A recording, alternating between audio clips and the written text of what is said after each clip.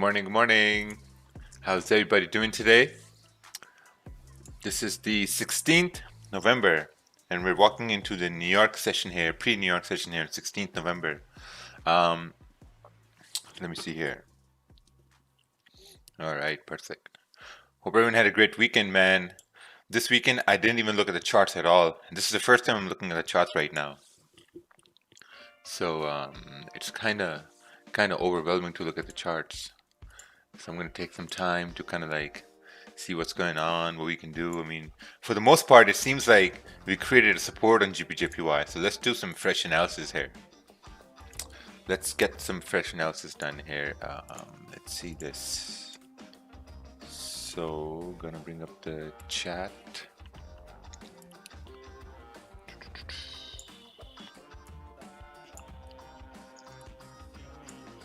All right, let's take a look at this on the daily time frame. Let's take a look at the weekly here first. So, looking at the weekly, the previous weekly candle, it closed above this resistance, and it kind of like seems like it did like a retest.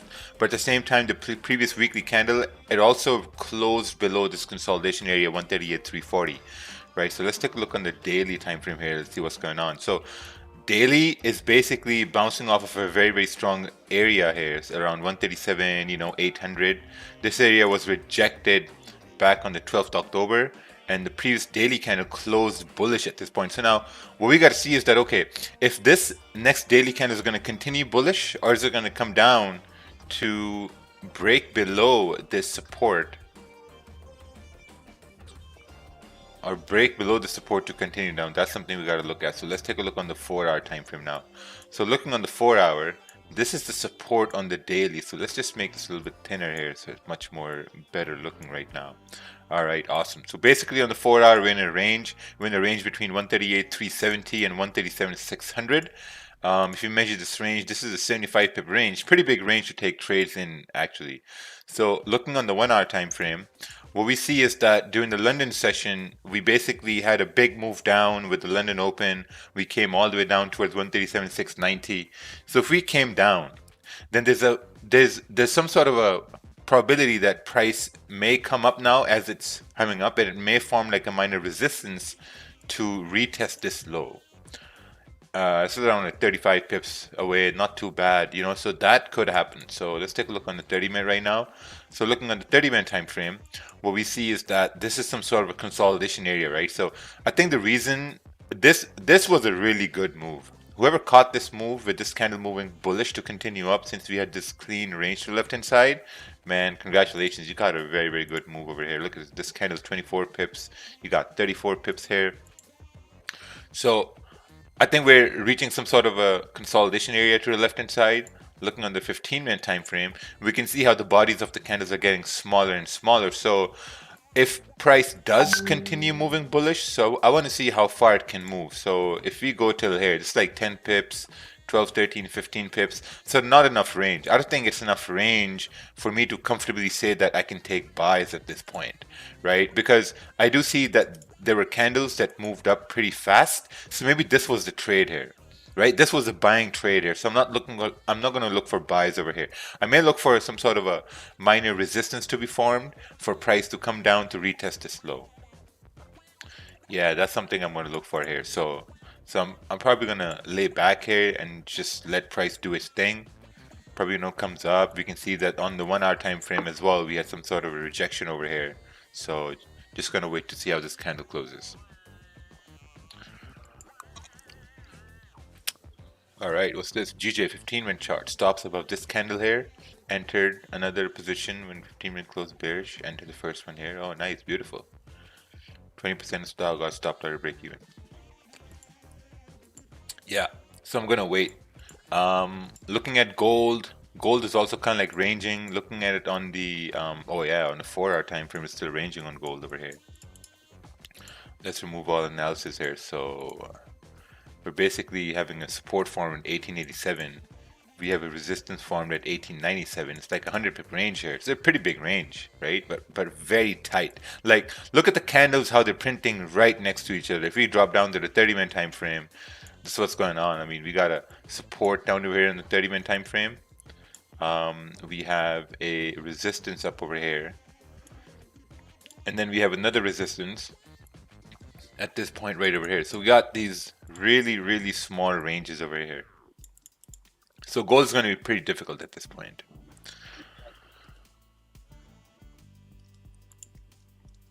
All right, let's take a look at this chart here.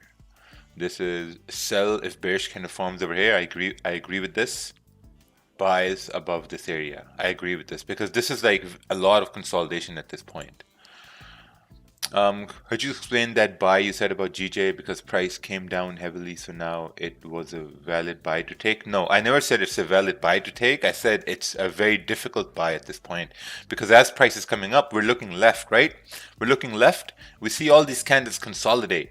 So before we had this big move down, we had consolidation. So now we had a big move up into this consolidation area, so maybe consolidating. So if I see there's some sort of a minor resistance formed at this point, then it may be a really nice sell position to take for price to continue down. Oh yeah, this was the trade here, the buy. Good trade right over here.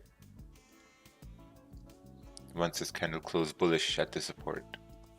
So whoever took this buy, awesome.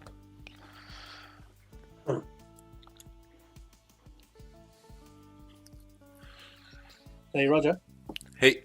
Hey there. So basically, I took the trade, but I took it not on that first green candle, on the second one. And the thing is that the first one just looked with all that downward pressure. And it was consolidating in there, and I thought, well, I'm not going to take it inside that consolidation. I'll wait for it to close kind of above it. But that candle ended up quite big. So would you have taken it on that before that big candle? Yep, probably right over here, or now if I investigate further, probably around at the break of these highs at this point. Yeah, considering that, okay, if the 30-minute closed bullish and if we're breaking this minor consolidation on a 15-minute, the next 30 minutes should also continue bullish. Got it. Yeah. So now we're showing some sort of a rejection here. Probably going to wait for the 30-minute candle to close. If it closes bearish, I'm going to enter sells for price to retest this low around 137,700.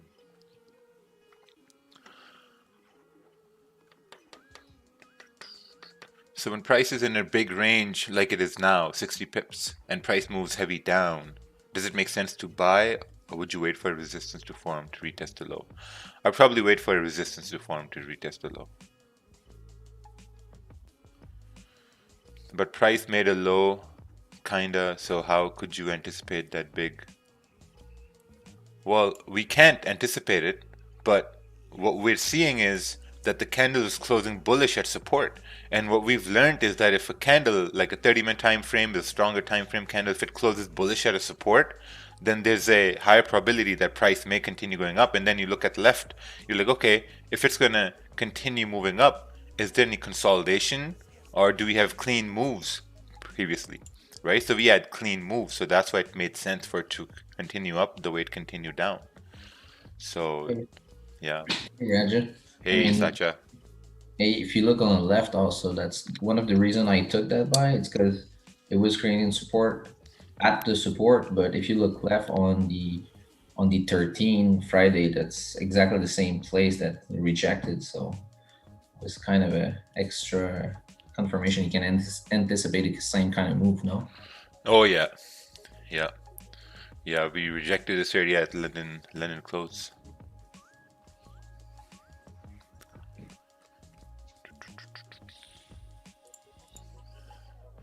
All right, let's take a look at Euro JPY.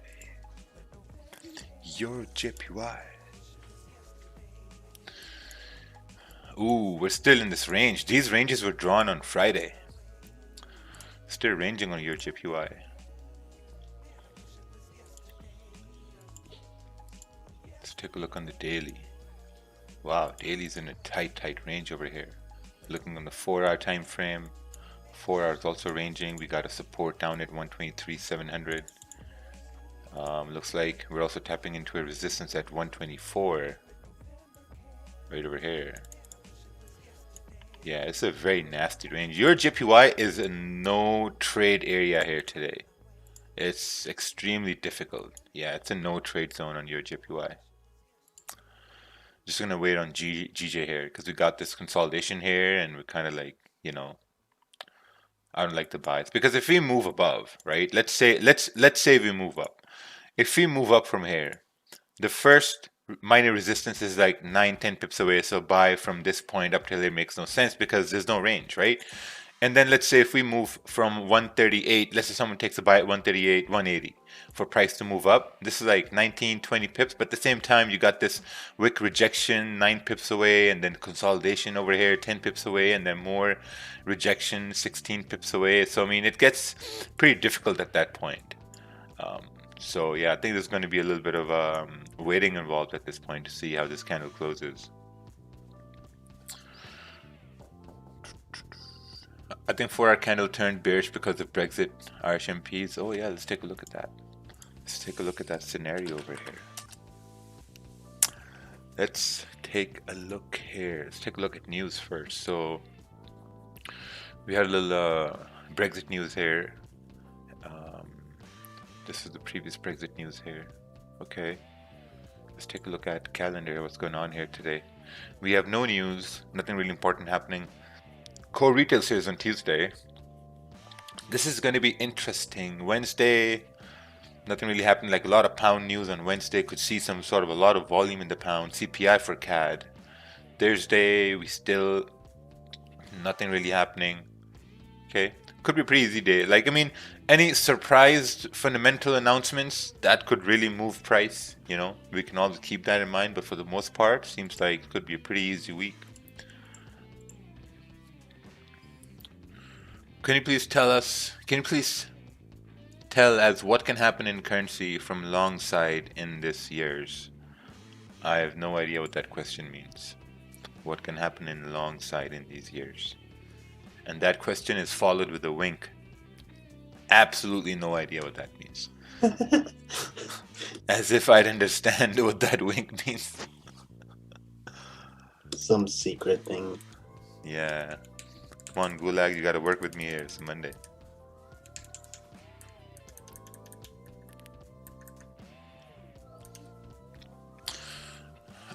Would you consider buys on New Zealand JPY if price breaks resistance at 72.04? So first thing, there's no chart with that question. Second thing, why would you want to trade New Zealand JPY when it's closed?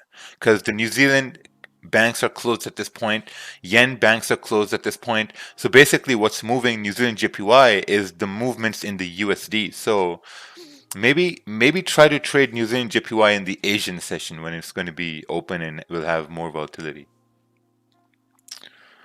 All right, let's take a look at this over here. This is GJ 30-minute chart, support formed right over here. Candle closed below support, entry sells, manage risk here. Oh, nice. So for me, this would have been the entry candle, this one, as it broke this low over here. But very nice. Calling it a day. Nice, beautiful. Yeah, just gonna wait on GPJPY over here.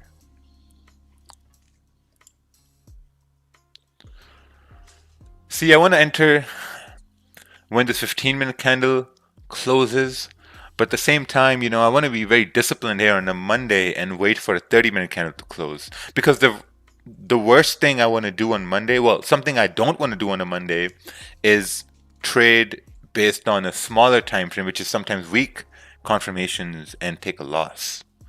That's the one thing I don't want to do on a Monday. So on a Monday, I'm gonna make a deliberate effort to wait for the 30-minute candle to close, and then potentially take a sell for price to continue down. Or we'll see what happens when this candle closes. So yeah, I'm waiting for the 30-minute candle to close. Have you read any Mark Douglas book? Yes.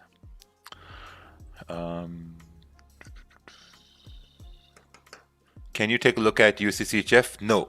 Can you take a look at the screen, please? Can you read the screen, please? It says, don't say look at this or look at that. It says post the label chart. And then again, it says, don't say look at this or look at that. Like we're not in the army, right? Hey, can you look over that mountain? Our enemy's there? No, man, we're looking at charts. You gotta send the charts.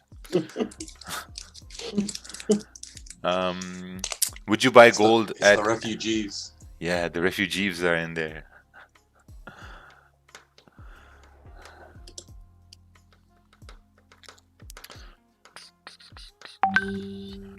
Thanks for the response. Why does Asia makes NZD move?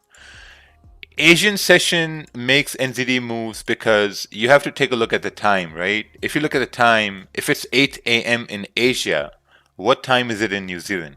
Around the same time. I'd say like probably 9 a.m., 10 a.m. So they're open, so it makes sense for New Zealand to move, right? Yeah, it's more like the Sydney session, no? No, that's correct. So it should be yes, Sydney session. So, man, I don't know, man. Like Raja's, no, not Raja, but like the Gulag is really acting Gulaggy today, man. Like people Yeah, asking questions: is New Zealand session open when Asian session is open? Man, you guys got to go to babypips.com and you need to get your basics down on what times different currencies are open. I mean, that's the very basics. And if you even don't know those basics and you're trying to trade, it's never gonna happen. I mean, it's just, I don't know. It's just pretty weird, pretty crazy. So you got to get the basics down. So right now, price is moving up over here. Look at this 15-minute candle close with no wick at the bottom. Oh wow. imagine somebody would have taken that sell right Rip. there. Yeah, that's it. Rip everyone who took a sell based on that 15-minute. Yeah. Rest in peace. So what I'm gonna do is, yeah, I'm just gonna wait. There are different scenarios that are going through my mind. One of those scenarios is that if we come up to this area over here, and if we reject this area, price may continue down, but then we'll have to really wait, right? Because ideally, what I want to see is I want to see a support being formed somewhere over here. Because if we can form a support and then there's a resistance here, then I think the trade is going to be pretty easy. Because if we can break support, then we know we're going to come down because of these clean candles here to the left, right? And if you break resistance, then we're coming down into this consolidation area. So might gonna wait for price to break above this area to continue moving up. So yeah, for me, this will be a no trade zone. Let me just mark this up here on the chart as well. Yeah, it looks very tricky. Yeah. I mean, if you look left here, once price was here before, this is a way to identify consolidation zones, right? So if you look left, oh, fuck man, what's going on? So the last time price was here, it was having a hard time deciding where to go, right? Because look, it came up with momentum at 138.400, came down, created support, and then started ranging. If you look at the time at the bottom, it's like 9 p.m., 10 p.m., 11 p.m. started ranging. Then we moved down a little bit, consolidating, came up, left a wick at this area. So it's a very difficult area at this point. So that's why a lot of waiting is involved here, especially on a Monday, man. On a Monday, you have to wait. All right, let's take a look at this chart over here. Ooh, look at this sell. What is this? Entered sell as the new 30-minute candle was breaking the low of the previous candle. Stop loss above the current candle. Target at 10 pips. Surrender to next structure zone. Beautiful. Absolutely amazing. This is the clean example of an impulse entry because this candle was breaking the previous low. Amazing. And please listen, whoever's taken one trade in London session, 2 trades, don't take a trade in New York session. Don't. Just call it a day. It's only Monday. Don't overtrade. Don't over risk. Just be safe. Man, be safe to fight for the rest of the week. If you've taken losses on Monday, 1 loss or 2 loss, just call it a day. Just call it a day. There's going to be tomorrow, right? Tomorrow's going to come. Wednesday's going to come. Wednesday's going to have a lot of volatility. Thursday's going to have a lot of volatility. So just got to relax.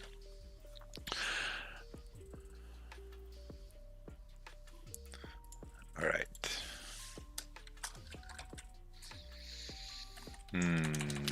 No potential sales. Hey, Raja, you should look up the RCEP. It was a trading block that just passed a few hours ago. I don't know what that is. RCEP. Yeah, 15 countries have formed the world's largest trading block, covering nearly a third of the global economy. Oh, wow. RCEP. You know what? Justin Trudeau, our Prime Minister, he released a statement yesterday, and that statement was based on how the virus is an opportunity for a economic reset. Those are his words. Economic reset. And we've been talking about this for the last month. And this makes sense over here. Because if they're forming this group as like a to make decisions based on economic partnership as a free trade agreement, yeah, you know, this could be a start over here. How many countries have Doesn't that just extend China's like reign?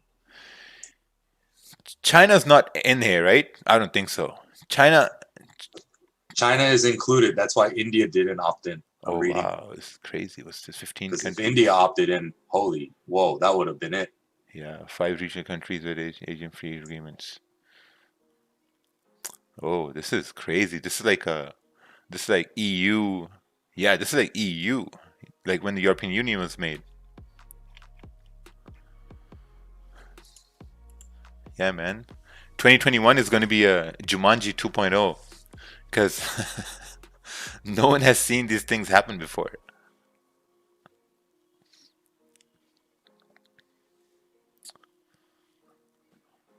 Ooh, look at this. Gold is coming down over here. Your JPY is also coming down. GJ is just in this range over here. Yeah, I'll have to read into this. I think the New York session traders are reading the news pre-session, and that's gonna have an impact on the price as it just got released overnight. Yeah, but there hasn't been any official report like how this is gonna work. I don't know, I'm just looking at it, so we'll see what happens.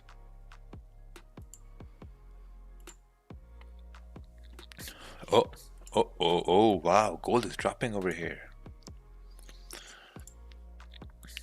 Gold is coming down. Wow, this is a big move. This is 60, 80, 100 pip move. Oh shit, what's happening to gold? And GJ just broke. DJ is gone. Yeah. GJ is skyrocketing. Wow. God damn, brother, man. And I had closed at that 15-minute. God damn it. Yeah, G just still under 138, 400 here. Well, you know what that means? We're gonna have better range for the week. Yeah, because if you break above 138, 400, then there's this range over here. It's like 25 pip range. Clean, easy range to take a trade in. Right? Also, if we form a support at this point, then we could also move up. So, oh wow, man, this thing is dying. Oh, damn! What a Monday, or what's this news over here? Ooh, there we go. Longer shelf corona vaccine. Oh shit, I said the word. Corona announces longer shelf life for vaccine candidate. Oh wow, yeah. No wonder things are dropping. Holy, someone is saying I told you guys. Man, shut up, I told you guys. Oh, who said that? Someone in the gulag here. I'm gonna kick you out, guy. I told you guys. I told you guys. Wow, look at this retracement. 100 pip retracement over here. Crazy. Get that guy and put it in your dungeon. Whoever got these gold cells, accidentally got these gold cells, man, you got the COVID vaccine alert right over here. Yeah. Consider yourself super extra lucky, Chucky. Oh, insane. Moderna. So before it was what? Pfizer? And now there's Moderna. And ironically what happened was that when Pfizer released that statement, Pfizer's CEO he sold majority of his shares. And also J&J, Johnson & Johnson. Yeah, I think it's going to happen right over here too. Because with these announcements, man, their stocks go up. A lot of their payment like structure though comes from their stock. Yes. So people think that they're scamming. It's like, no, that's how they get paid. They get like a penny salary and then everything is in Right. in That's how stocks. they pay their employees too. Yeah. So he's probably like, yeah, I'm sure there has some information to do with it, but Well, they probably look at it like, okay, we released a statement, price has jumped up, so let's just sell right over here. And once And things, now, sorry. So now yeah, we're missing the statement from Johnson and Johnson. We already got Pfizer, Moderna, and now Johnson and Johnson.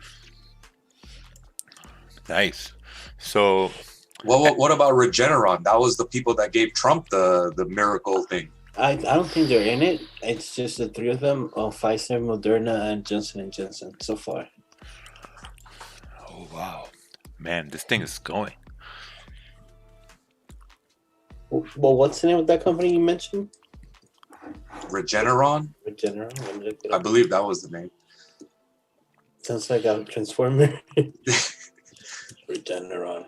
I had the buy stops for this, and I made the 15 pips. You Oh, have a buy nice. stop or a sell stop? You mean a sell stop? No, buy stop. He's talking about GJ Mac. Oh, GJ? Mac is a poor listener. No, it's that my thingy was opening the MetaTrader. For some reason, it keeps logging out of the US server and logging into the Sydney server.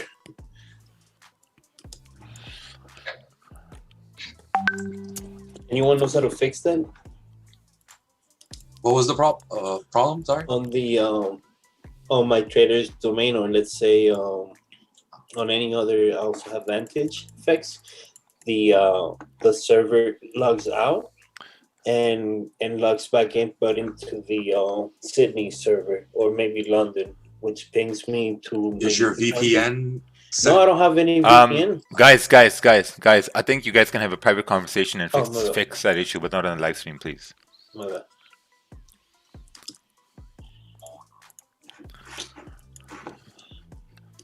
I'm not in any trade right now, nothing. I'm staying away from this mess over here right now.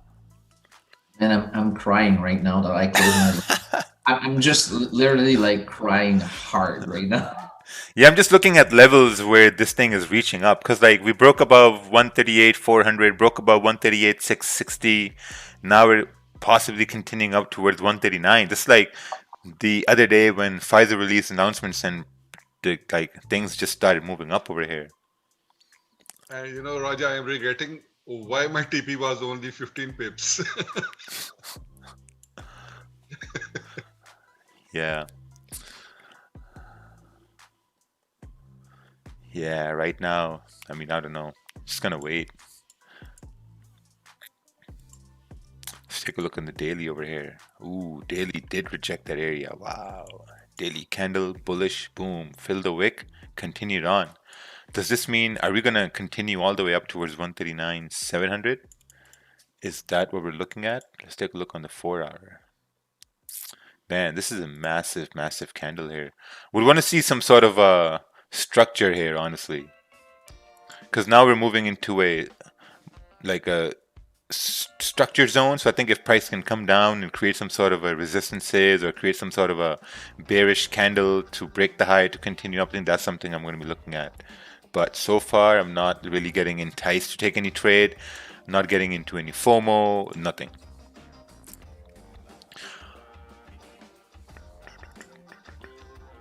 Gold also reached a significant rejection level on the 4-hour time frame.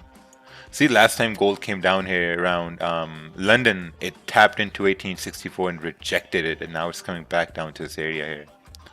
So this Monday madness, man, I'm staying away from this Monday madness. I'm gonna wait for this candle to close, which is closing in 5 minutes. There's no structure.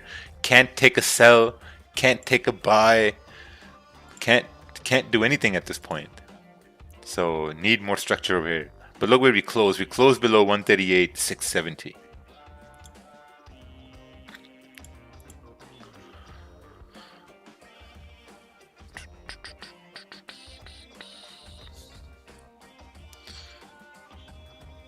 All right, let's do this.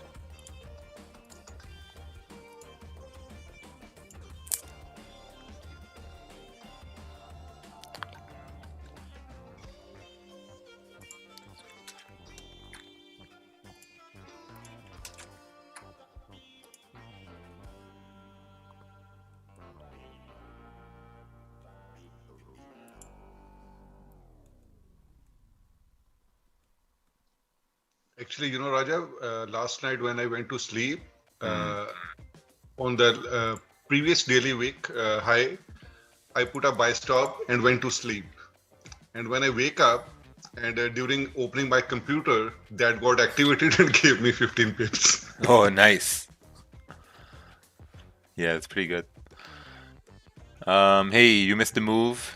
It's okay to call it a day. Don't overtrade. Yeah, exactly. Just gotta relax with these big moves. Whenever there's volatility in the market, or whenever there's a lot of volume in the market, a very good idea is to just stay calm and let the volatility die down. Because what's gonna happen is that once this volatility dies down, then you're gonna have some sort of a market structure.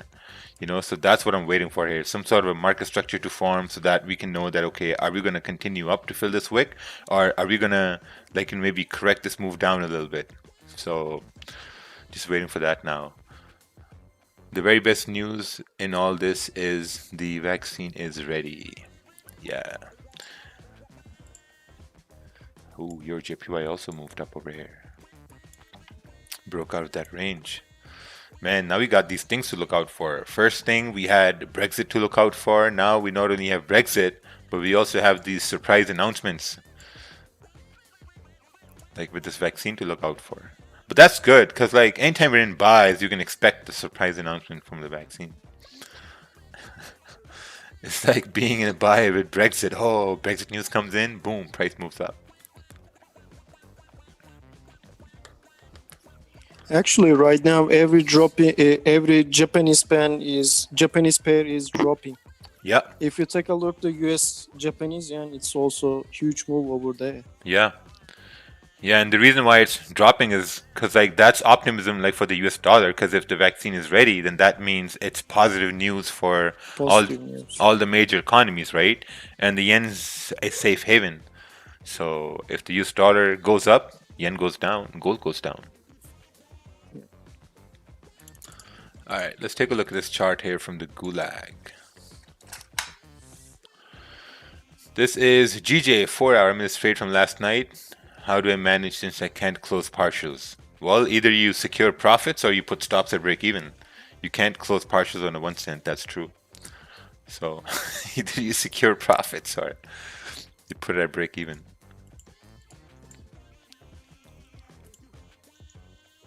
All right, let's take a look at this USDJPY. Oh, wow.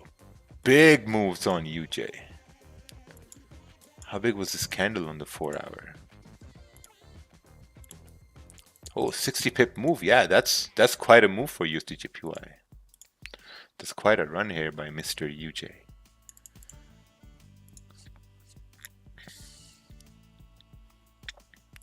Let's take a look on the 15-minute time frame. Wow, crazy. So we made a high at this point. 50 pips. See, here's the thing, that we know it's ready. Now slowly they will start to see longer shelf lives and stuff like that, which is I think predictable.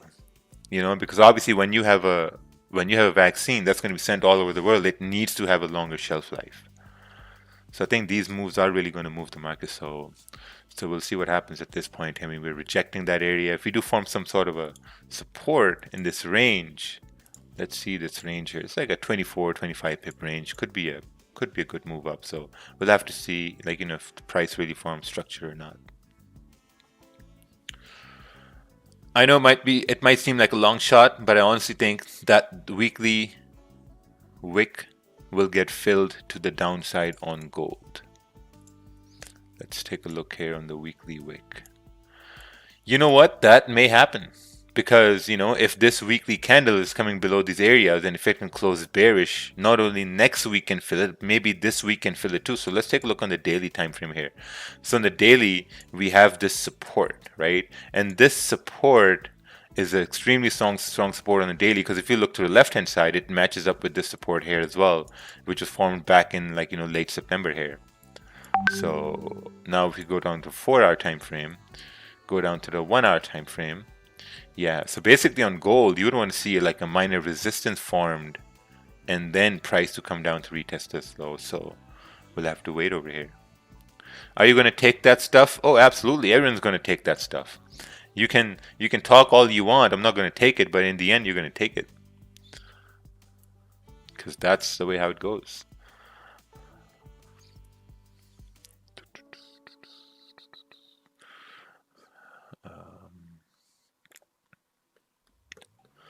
I took these 2 trades. Oh, My doctor tried to offer me the flu one, okay. and I said to them, "Look, man, I've seen how this movie ends. The brown guy always dies, man. Yeah. It tested on the brown guys.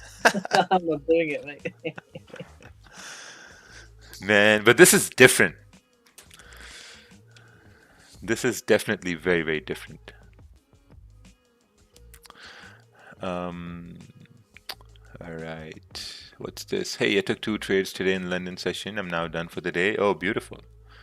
Beautiful. I'm just waiting for this thing to kind of like show some sort of a structure. Let's take a look at this. Oh, this is a drive here. Oh, someone sent a chart in a drive. In a OneDrive. Okay. Oh, wow. Look at this. This is GJ. Price creating resistance here. 15-minute time frame. Resistance here. Entry when the candle broke the high of the previous candle. Oh, nice. Nice, you caught that. That was actually very clever, you know, because I've mentioned this thing before. Like when you have consolidation here to the left hand side, either price is gonna come up to consolidate or it's gonna bump right through this area. And I think this bump came with the news here. So yeah, very nice. Nice catch over there, Mr. Sam. They will force you to take it, not by forcing it, but saying if you don't take it, you can't get into a plane. Oh yeah, absolutely. Like it's just going to be on the news all the time, and then it's just become normal. So you're going to have to take it. What's the lowest time frame you used to enter? I'd say the 15-minute time frame. भाईजान, जसविंदर भाई, please mic off कर दें अपना. सारे weekend इत्थे से जी असां तो किथे भी नहीं गए. Hope everyone won in the GJ London session. Yeah. Bro, when you speak like the native, you got to do the head bobble, like the head bobble. Yeah, that's what makes it like perfect. Yeah, it makes sense. Hello.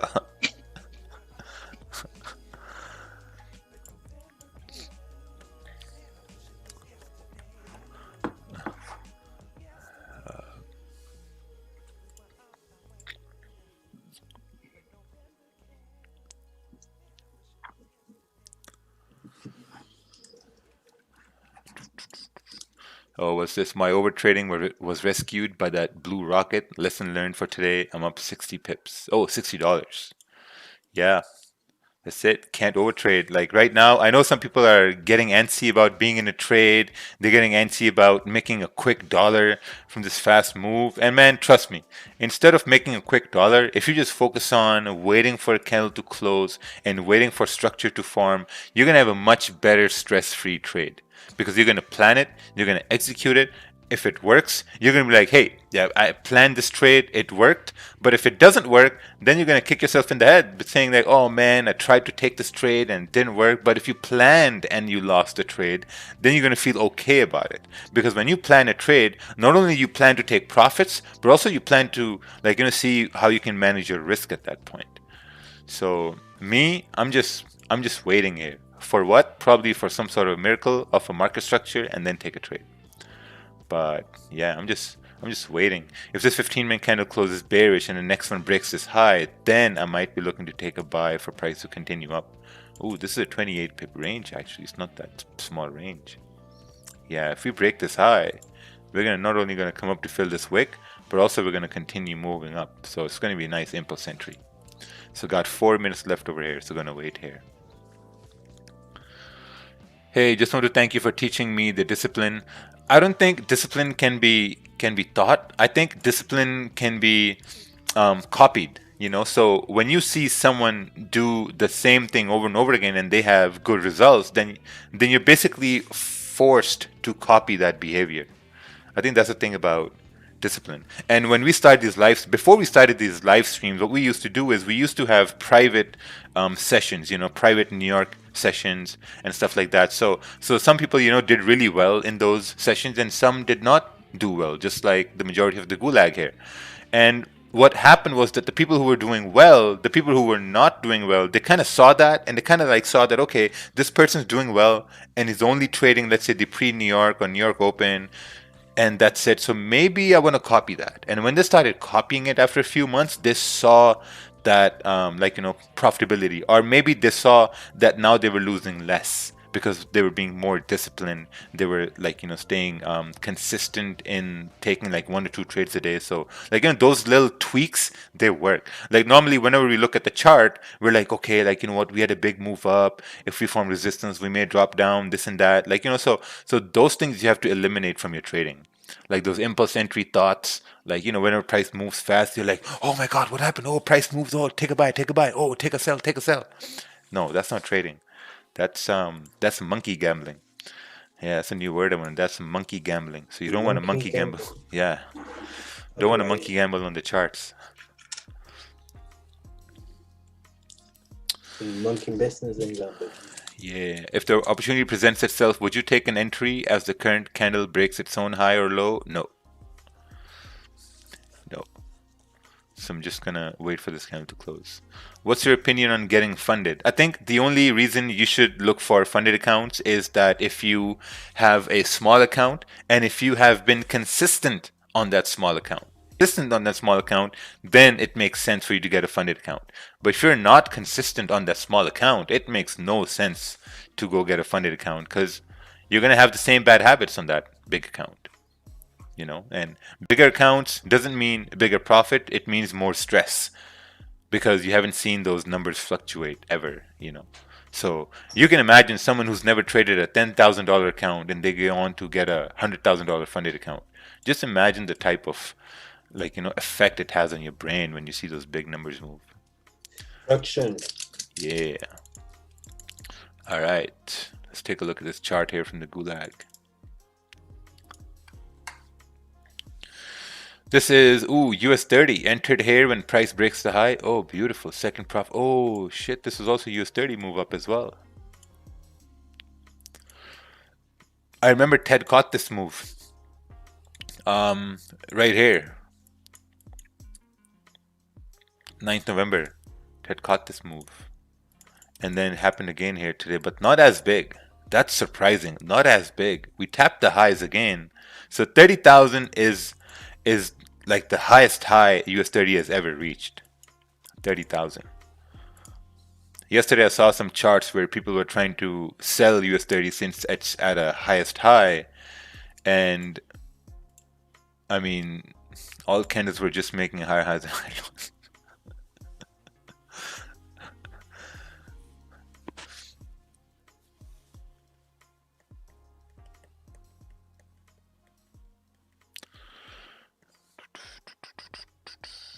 Yeah, so I guess on Mondays we get these vaccine news, right? What was the day on the 9th? Oh, that was Monday. 9th November was also a Monday. Crazy. I caught this. Like all these. Yeah. Yeah, it was same time also at 6:45 when it.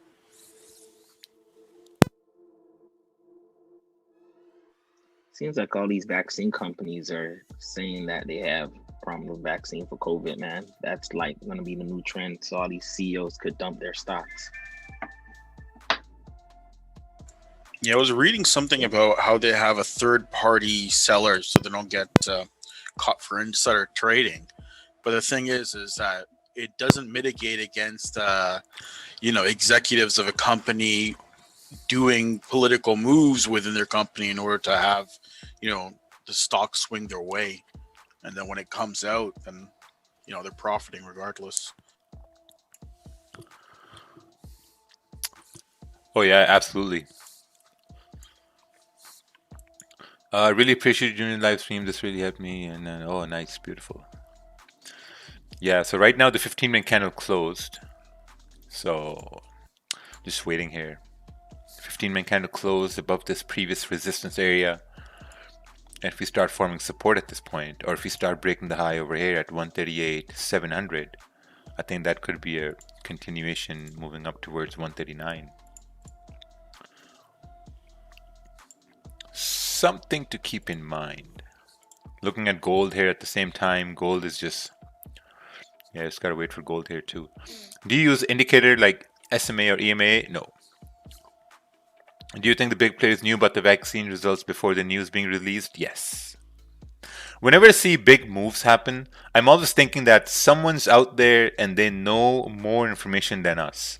Or they know this maybe 2 minutes before, 3 minutes before, and they get their things in and boom, thing just goes up and they make money. Because like if we're seeing these charts and if we see these big moves and if someone has the ability to make $100, $1,000, $10,000 in these moves over here, there has to be someone out there who knows more about when this is going to happen, and they're making 100,000, like they're making a couple 100,000 those things.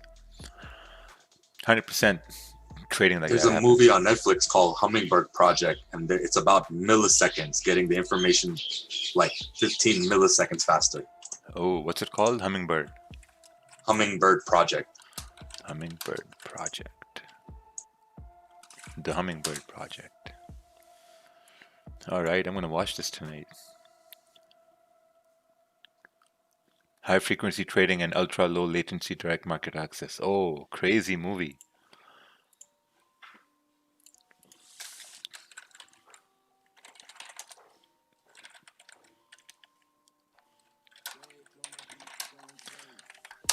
Yeah, let's take a look at this. It's a Canadian building drama thriller from high frequency trading and ultra low latency. Yeah, it's a very nice movie.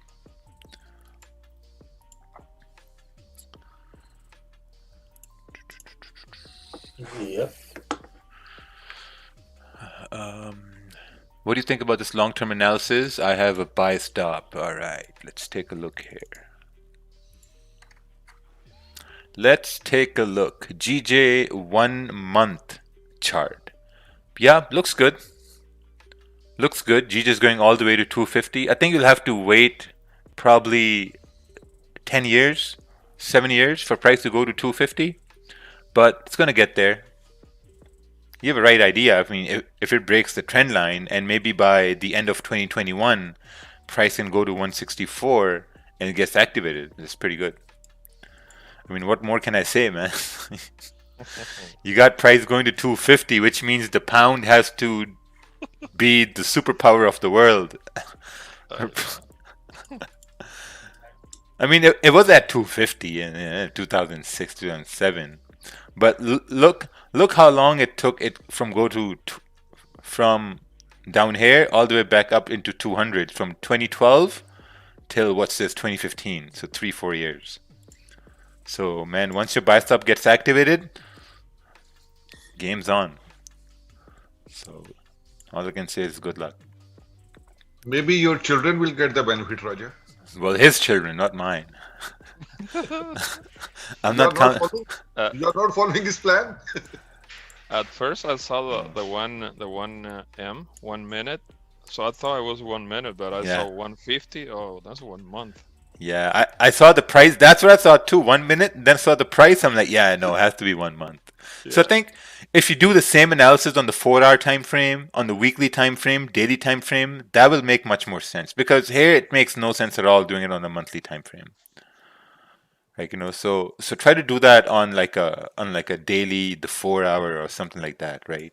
So if you look at this candle right now, this candle still open. The 30-minute candle is coming down below this range here, so nothing's really going on. So gotta wait. I mean, I'm waiting for a signal. Trump Jr. will be president when it's 250. Yeah, probably. Trump Jr. is going to see what they did to his dad, and then he's going to be ruthless about it. It's coming. He's coming.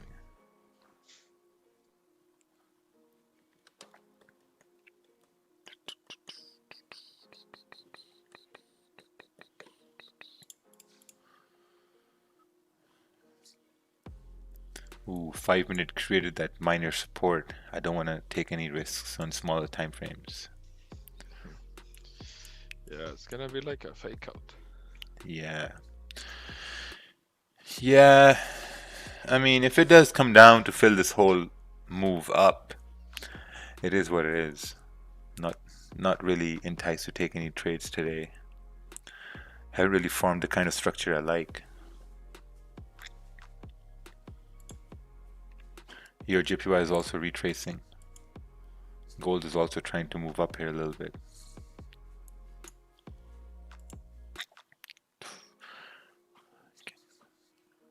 Can you explain the story about you losing money in trading?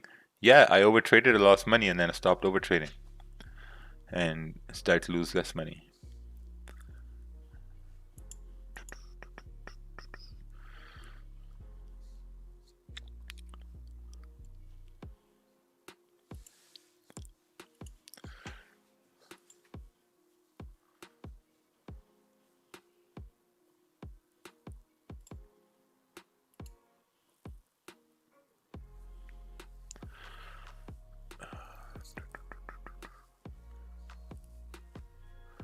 How does a funded account work? For example, taking out profits and fees. That's something you got to ask them. How can I improve my entry to trade? I think the best way to improve entries to trade is to see a trade that you missed, right? Because whenever you miss a trade, you're going to be able to identify that there was a trade at this point and I missed it, right? And then you gotta break down that trade in a way to say that, okay, how could I have entered that trade?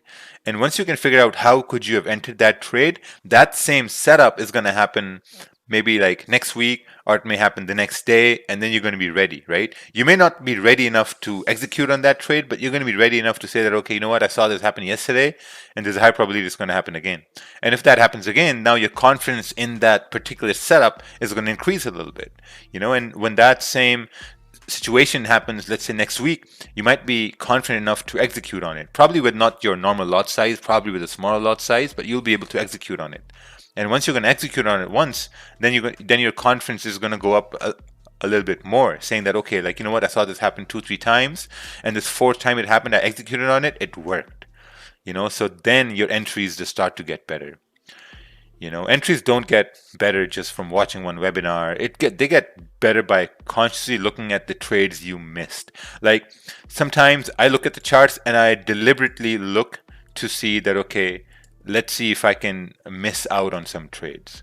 Like, you know, so if it's coming down, I'm missing out on this move, right? Because it's coming down, but at the same time, it's a Monday and I'm not comfortable taking risky trades on a Monday. Right? I've done that in the past. I've had like first 2 losing trades, and now I'm just like, no. You know, if I want to have a blue week, the secret of me having a blue week last week was just not being forced into like, you know, like high volume moves like this.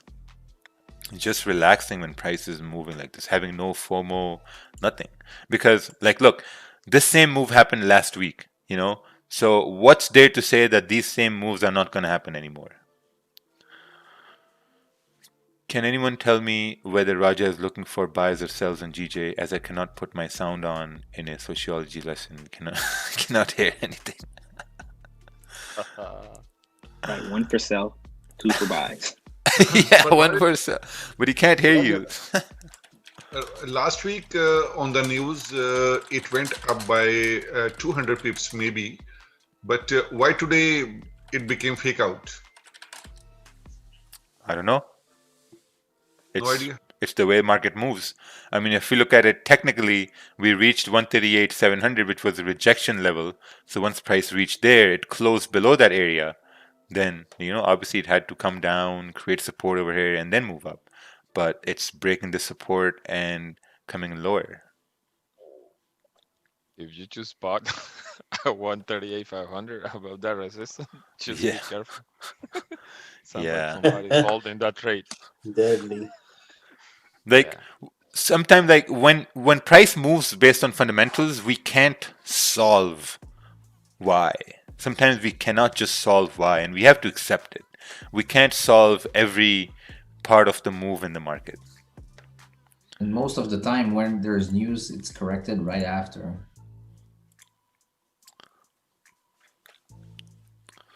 All right, let's take a look at this. This is a GU sell, created resistance to retest the low. Take a sell when candle breaks support and 30-minute low. Oh, nice. Took this candle all the way down over here. See, what I want to see is GU, because last time GU had no impact from this news. Oh yeah, there we go. Yeah, GU had no impact with this news. And if you can understand why GU had no impact on this news, then you understand how currencies move 100%. Right? But for people who don't understand why GU had no impact with this news, is because this news, when this means positive for the US dollar, it means positive for the pound, positive for the euro. So it means positive for all those things, right? So when this came out and it's positive for the pound, so pound yen moves up. Right, and the reason why pound yen moves up because it's positive for the pound, obviously, and then if it's positive for the US dollar, then yen gets weaker, so obviously pound yen moves up furthermore. But when we look at GU over here, and the reason why GU didn't move is because it's positive for the pound, okay, perfect, but at the same time it's positive for the US dollar, right? So now you have two currencies, right? You have positive pound, and then you have positive dollar. So when pound moves up and dollar goes down, what happens to GU? It consolidates, right? So for GU to move up, you need pound to be really, really strong, and you need dollar to be really, really weak for GU to move up. Which is why I focus on a currency pair which is only influenced by one currency in one session. Not something like EU or GU or those things.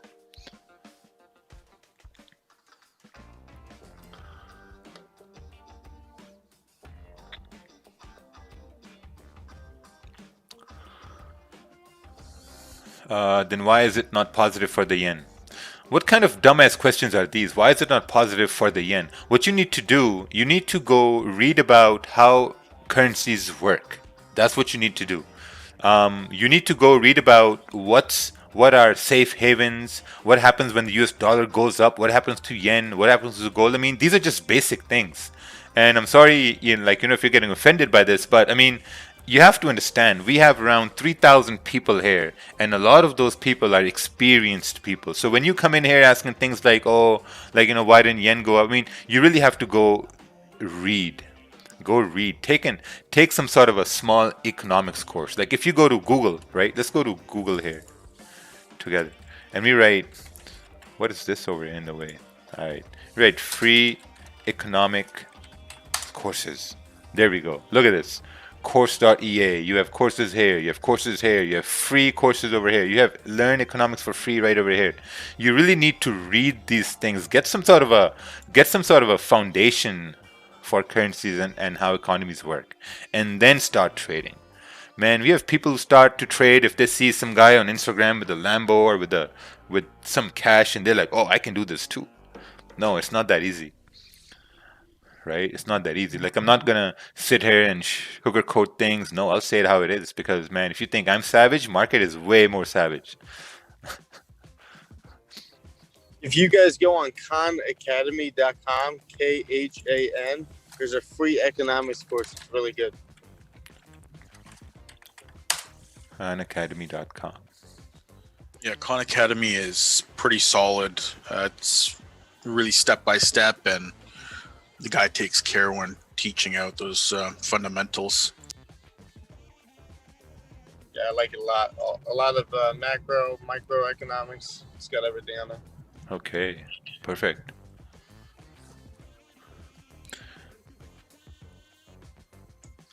That should be the new prerequisite. You have to pass the Khan Academy to be even in the gulag. Yeah.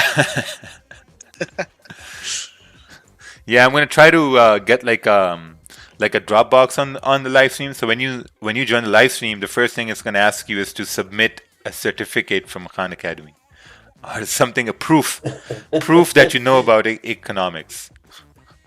You do a little pop quiz every morning. Yeah, you gotta hold a newspaper next to you so we know it's not fabricated. Yeah. You know how they do in high school, a little pop quiz. Yeah. You're gonna have me grading the gulag. All right, look at this gold over here. Gold is coming up here slowly, and as it's coming up, we look to the left hand side. Gold broke all these areas, so if it starts forming a resistance at this point, I think we can continue down to retest low, because now what I'm seeing is I'm just looking to see how the New York Open is gonna process this news. That's something that I'm looking into, and obviously I want some sort of a market structure forming as well. You know, but like right now we're coming back into this no trade, like messy area over here. It's gonna be waiting. Oh, let's take a look at this chart here. This is choppy price action. Yeah, that area is ignored. That area is ignored because we had clean move coming down, clean move coming up. So whatever move happens below this area is going to be based on these moves here to the left hand side.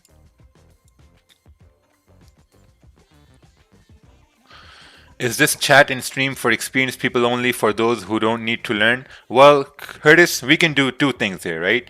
The first thing we can do is not talk about the live market, and we can just start explaining what is a pip and how currencies work. We can start to do that, or we can just remove you from the stream and just continue on the way we always do it. So if you're new here, this is very normal here in the stream. Like, you know, I mean... That's why people are watching to learn. All right, Curtis. This is not a stream where you can learn how to trade. This is a stream where you come on, you show your analysis, you get criticism on your analysis. Like, you know, sometimes we call out a trade here, we take a trade, we explain why we took the trade, and then we move on. You know, it's not like we come on here and someone asks, hey, so how do we count pips on gold? I mean, no, man, that's not going to be explained over here. You want to learn that? You can go to YouTube search in the same window and type in Forex basics or something.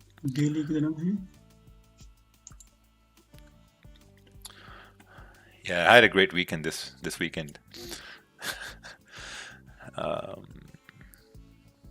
right. Yeah, we're just waiting it right now. Like right now, there's no trade at this point. For me especially, I mean, because previously price had ranged here in this area. So I'm not sure whether price will start ranging here again or not. So just going to wait. Probably going to wait for price to pump up above 138,400 to try to see if we can get this move up above 400 going up towards, you know, 138,650 in this 21 pip range. Or if we can break below to continue down. So I'm going to wait over here at this time.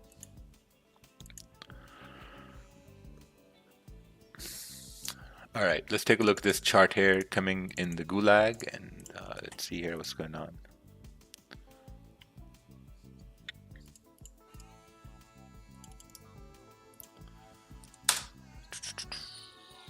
Oh, what's this? This is NASDAQ? It's NASDAQ. Enter this trade when it break the low and this candle TP hit. Oh wow, kept going down. Beautiful trade. Yeah, very nice.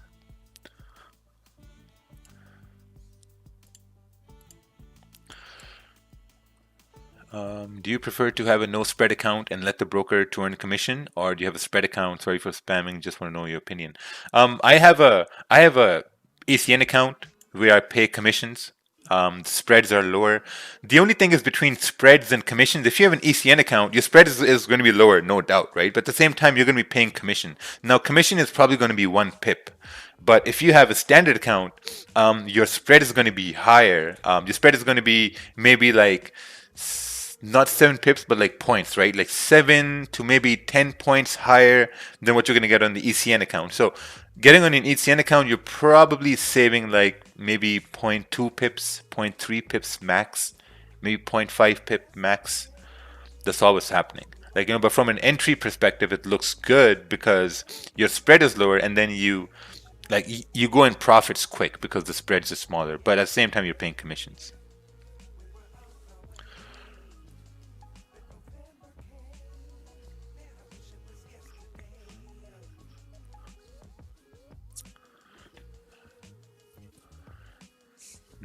Let's see here. Ooh, this thing is 94.5% effective.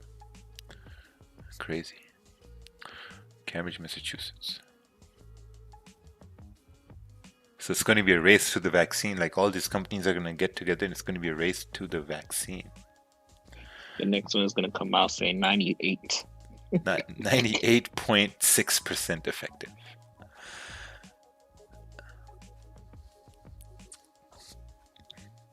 Are commissions tax deductible? Yes. Any losses you take in a business is tax deductible, or anything you spend in your business is tax deductible.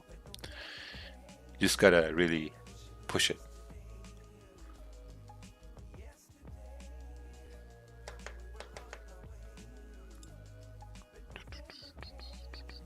All right, let's take a look at this chart over here. This chart is, ooh, look at this. If this candle closed with small bullish candle or weak bull candle, then plan to take impulse sell as they break the low of the weak bullish candle. Yeah, there's something I was looking at it as well. You know, that if this candle closes like a weak bullish candle, and if the next candle breaks this low, can price continue down? And if we think that price can continue down, we gotta redraw these zones over here, right? We gotta see if there's enough range or not, because now this area, this consolidation area to the left hand side, it kind of like gets, I think, ignored, or we're gonna try to not take this area into account when price comes to this area, because if we're closing below 138,400, and if this candle closes like a weak bullish candle, then this means it's sort of like a retest. So if the next candle breaks this low, then possibly we can get this correction down towards 137, like 138, right, in a 29 to 30 pip range. So that's pretty good. If we do break this low over here, there's a possibility for price to continue down, and I think that's the trade I'm going to look to take. So Edric, thanks for that chart. Edric sent this chart over here, so yeah, very nice. See, this is why we do the live streams, that we get different opinions, and yeah, it looks good. So we'll see how this candle closes in 7 minutes.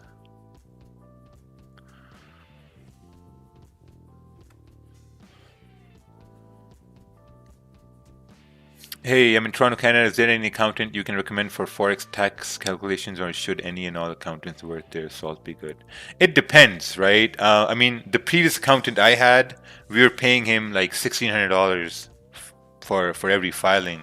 And I found out that he wasn't really looking at a lot of things. So then I had to change accounts. Like right now I'm paying $400 a month for this guy, and they're pretty good. They're really good. They're on the ball. So... but that's also a business expense as well. Goes towards business expense. Paying like $5,000 for the year.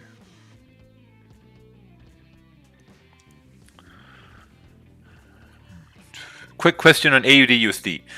AUD USD went bullish on the vaccine news. Should USD not go bullish?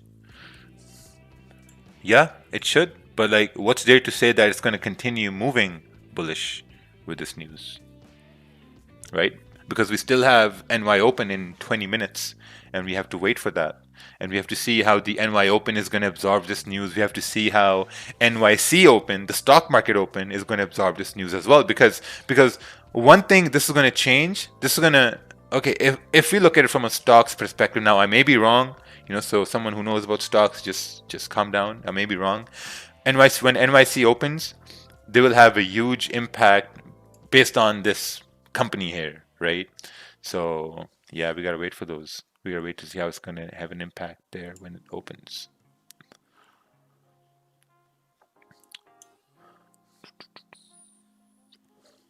As candles move clean past your 138,435 resistance level, is it now potentially not a valid level, or how can the levels be adjusted? So yeah, it's still a valid level. Because this level is right over here. Let me look at it on the 30-minute time frame. Okay, yeah. So this level is still valid. Like this whole area from all the way up over here till down here till here. That this is all a valid area. Even though price moved swiftly from it and this is coming down, we're still like, if this candle closes below this level, then basically we're just looking to see that, okay, if it's closing below this level, can we continue down if we break this low? Or if price can break this high, then we can say that, okay, now price can continue moving up. So just waiting at this point. Got like 4 minutes left for the 15-minute candle to close.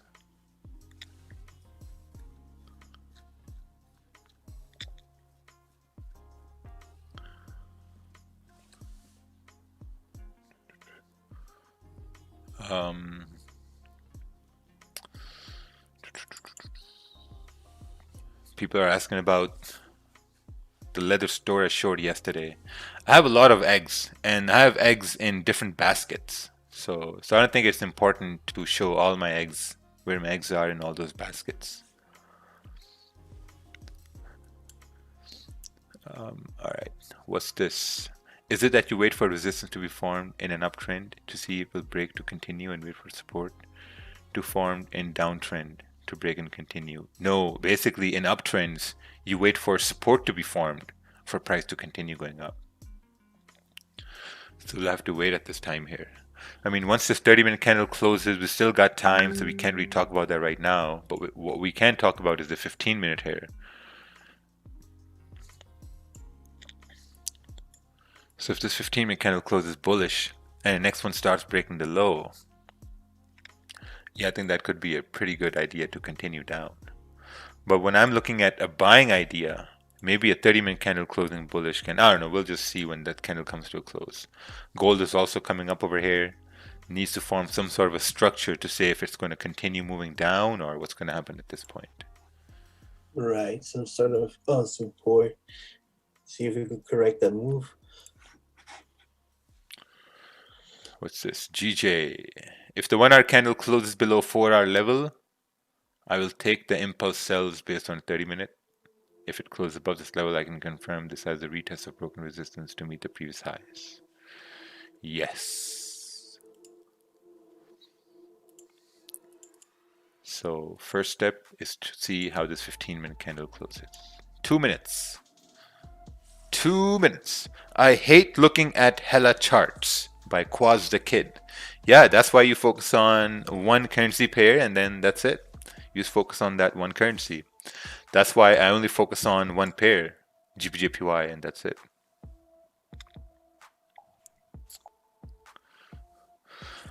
What I want to know is, where is that gold expert? I want to know what that gold expert thinks about gold. Because when gold moved down, it started screaming in the gulag, oh, I told you guys, I told you guys. So now I want to know where gold's going to go. Let's see if I can find them. Yeah. Like, if it went the opposite way, they would have kept quiet. But it moved their way, oh, I told you guys, I told you guys. Yeah, because I'm on my phone and get on my laptop. Yeah. Let's take a look at this chart over here. If the 30-minute candle closed bullish, I'm looking for possible bullish continuation to fill the wicks. Yes, that's true. Possible wick target over here, just close bullish above the high, previous level, continue to fly. Yeah. Also look for selling analysis as well. Look to see what would it take for price to continue down. Like if you look on the 15-minute candle right now, this candle is about to close, right? And once this 15-minute candle is coming down to a close, what you want to do is to see that, okay, if this candle closes bullish, and if the next candle breaks the low over here, then there's a very high possibility we can not only continue down to fill this wick, which is like 10, 11 pips away, but also continue down towards 138. Or I'd say like 138.050 would be pretty good too. So let's see. Let's see if the next candle breaks the low. I think we found them. It's Bizzle Tree. Oh. Mac went all the way back to look for that guy. All right, 20 seconds.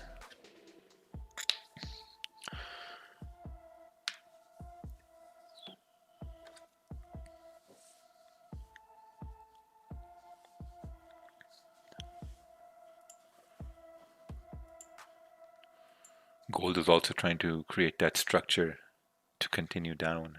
15-minute candle closed, weak bearish on gold. 15-minute candle closed bullish on GJ. Yeah, perfect.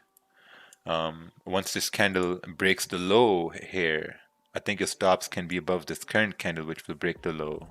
And then continue down over here, and then possibly continue down to, I'd say 138, 100 still be pretty good. But if it doesn't break the low, and when the 30-minute candle closes, then we can look at some ideas. So let's see here.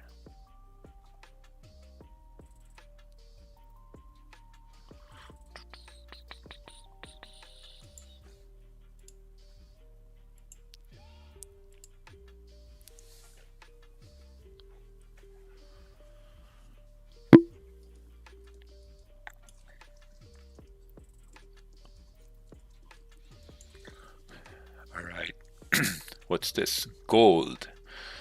Support, support, support. I think you meant resistance. After this bullish candle, can I open sell position? After this bullish candle, I don't see which bullish candle. Price reject multiple times. I think you meant bearish candle. So you got to get those things right.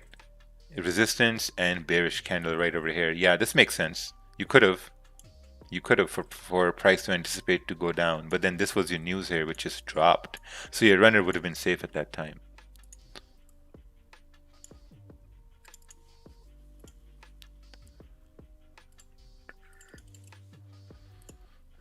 All right, 15 minutes. Once we break the low, man, we are going downtown. So just gotta wait for that. Get my magic keys ready over here. Boom. The new update is insane in Magic Keys, man. Oh yeah, I know, right? Fuck, yeah, man. Yeah, I love it. Like that meter you see when you try to over risk, or when you're within your risk. And I posted a story a couple of weeks ago with you know, the pip count. And a lot of people were asking the guy at Magic Key to add the pip count. So he actually messaged me. He's like, hey, what's the indicator? So I sent it to him. Say, all right, I'm going to implement it to any MT4, MT5, and I think cTrader also. They have the pip count now. So that's pretty cool. Yeah. Yeah. A lot of people ask me about the pip count as well, the one that I have. The multiple, all right. multiple partials are pretty cool. So I've executed a sell over here for price to continue down. The stop, it was above the current candle. It's breaking the low over here. It's respecting the high. So I think there's a very nice possibility for price to continue down to fill this wick around 10, 11 pips. And then I'm going to put a stop at break even and let the rest run.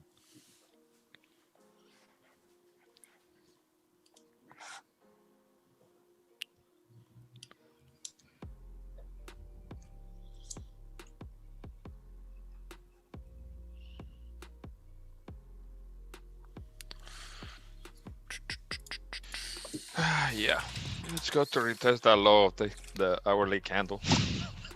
15 minutes. Imagine the 15-minute driving that price all the way down to 138.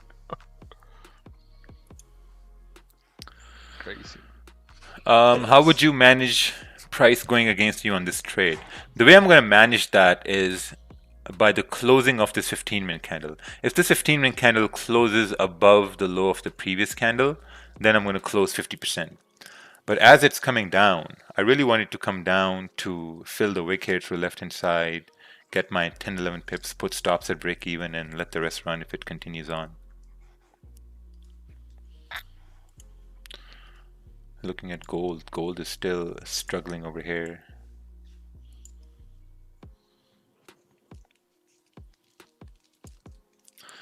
Hey, I don't hear the music. Well, congratulations, you're no longer in the gulag. When you hear the music, you're in the gulag. That feeling when you activate a sell and Raja says a few moments later, I have activated a sell. Oh, well, we can lose at the same time.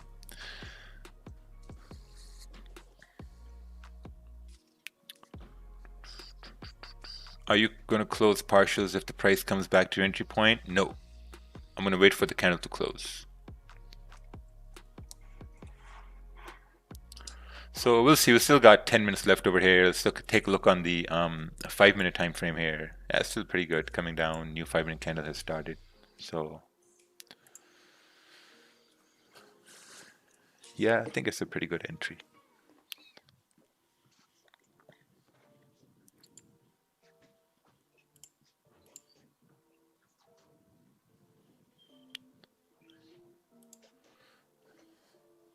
Ooh, wow. Moderna's vaccine candidate meets its primary efficacy endpoint in the first term analysis.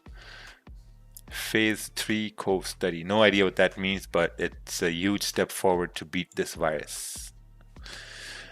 We're going to beat this virus in a huge step forward.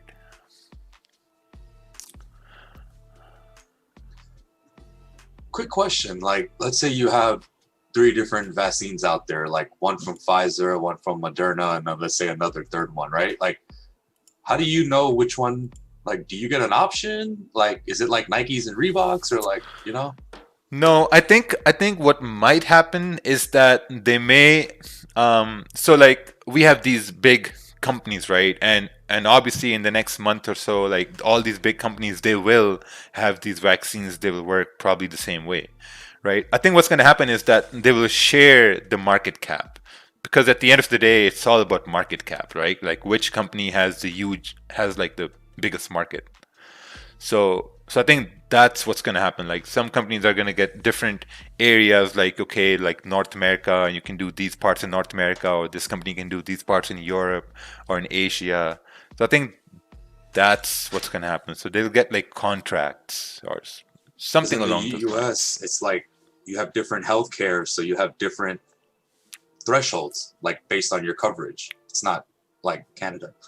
Yeah. So with vaccines, the way it works is that once the Food and Drug Administrations of the country, they settle on the specific molecule, then what happens is that that molecule is patented and shared amongst all companies. Then what they do is that, because the thing is, we're talking about like such a huge amount of vaccines they have to produce, like in the billions. So then when that happens, it's spread out and then they just fulfill it. It takes forever, but over a year, I think they could basically do all of North America.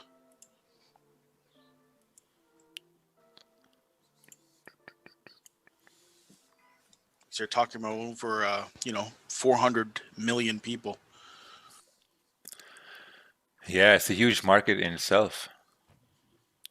And I think the current one has to be stored at like minus 80.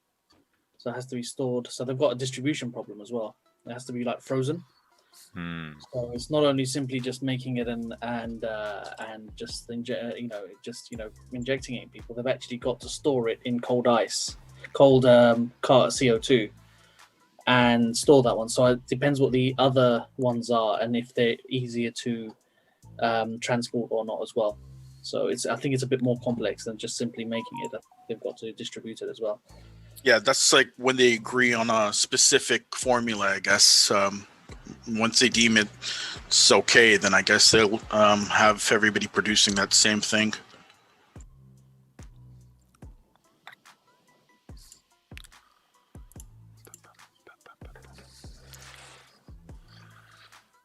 Do you still feel stressed while trading? No, not at all, because the only reason I'm going to be stressed is if I'm risking more than I should. That's the only reason I'm going to be stressed.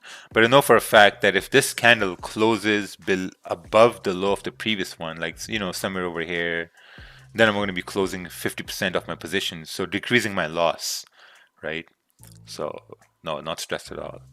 Even if I take a loss on Monday, like there have been countless times where I've taken a loss on Monday and then a loss on Tuesday as well, and then recovered those losses on Wednesday and Thursday, only because I've stayed within my risk appetite and haven't overtraded, haven't over risked. So, there are a lot of opportunities. We still got 5 minutes left for this candle to close. So still waiting for this candle to close on the 5-minute time frame. And that will also be a close on the 30-minute. And the 1 hour. And the 1 hour. See here, GU is also ranging. Gold is also kind of like creating that minor support on the 15-minute to maybe continue bullish here a little bit more. GPGPY 15-minute is coming down bearish over here. Looking on the 1 hour time frame, we're also coming down. We're also entering this kind of sort of like a rejection area at this point.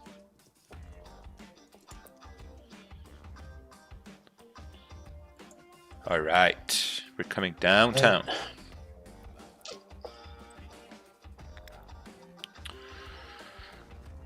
Almost 10 218. pips already, right? Yep, 7-8 pips. Okay, there we go. Securing around 10 pips at this point, right over here. Awesome. Putting stops at break even. And yeah, that's it. Letting the rest run. It's being recorded live. Yep, perfect. There you go. So waited about an hour and a half to take this one trade. Took this one trade, one win for the day. If you guys took the same trade, man, I'm really happy for you guys. There you go. There's a clapping for the Gulag, and for everyone else who's still holding, I would say start securing profits at this point, right? Start securing profits at this point because we're reaching this wick fill, and from this wick we can reject or continue on. So secure profits, and securing profits, put stops at break even, and there we go for everybody. No stress. Yeah, well done, well done. Beautiful. I'm really happy I got this trade. Bottleneck, yes, very nice. Very nice. America. That was a very bad Borat accent, but okay, just you. Yeah, there we go. Beautiful. My job is done for today. This is my only job. Log out now. Log out. Oh wow, look at this. The entire Gulag got this trade. Scammed. Win. More scam.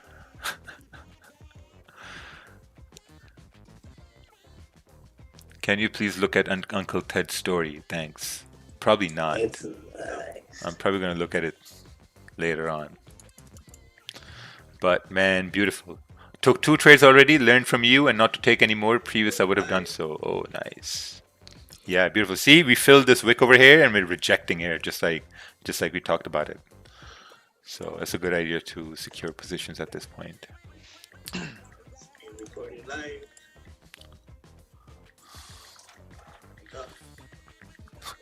Mac is listening to his recording like 5 times. Oh my bad, I left it. Yeah, it kept saying recorded live, recorded Said live. I don't have my mic headphone on. So. My bad.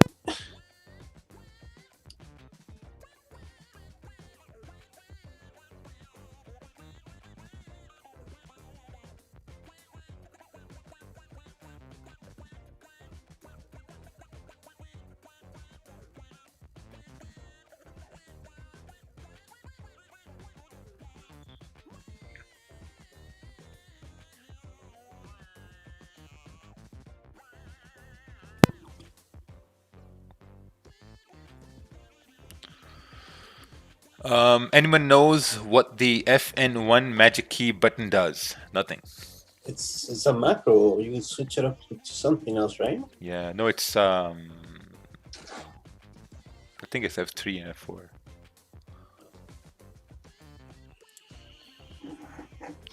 I'm happy with my growth. I took a small profit earlier today in London, sat out this trade as I've done my one trade for the day. Oh, beautiful. Oh, wow, look at that. We smashed through this TP. Absolutely smashed through this TP. Here we go. Another round of applause for this trade over here. GPY, man, amazing. I have a shirt that says GJ Killer. Oh, let's get them. No, it doesn't. No. Come on, let's get them. Have to smash 50, 60 pips on GJ to wear that shirt. All right. The day I smash 50, 60 pips on GJ. No. I think the day I catch this vaccine news again or Brexit news, then I'm gonna wear that shirt.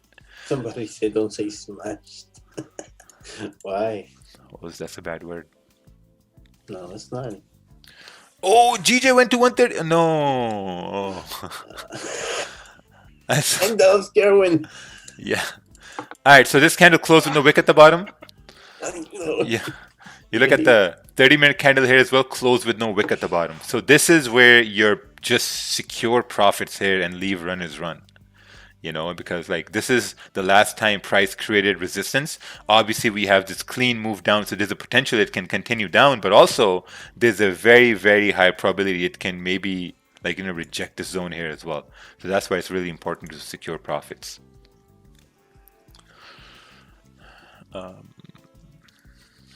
Yeah, beautiful.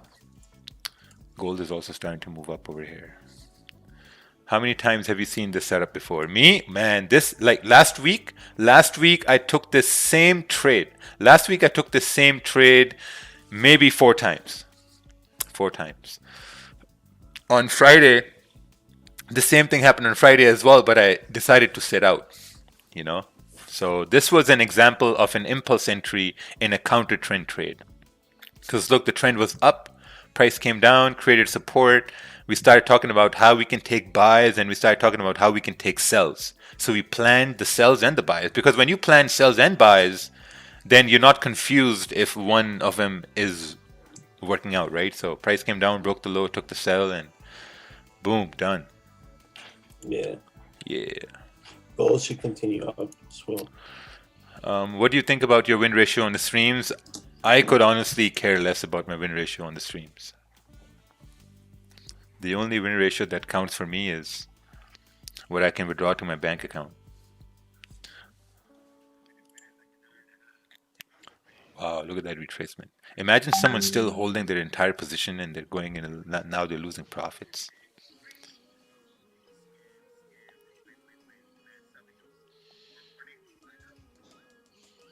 You got that entry on gold, Mac? Yeah. Okay, 1978.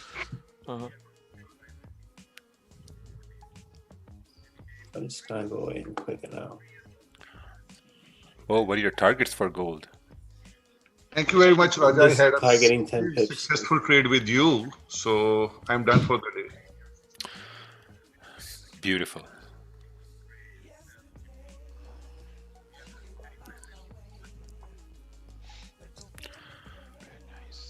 Yeah, I think if gold is retracing here for you guys, it should.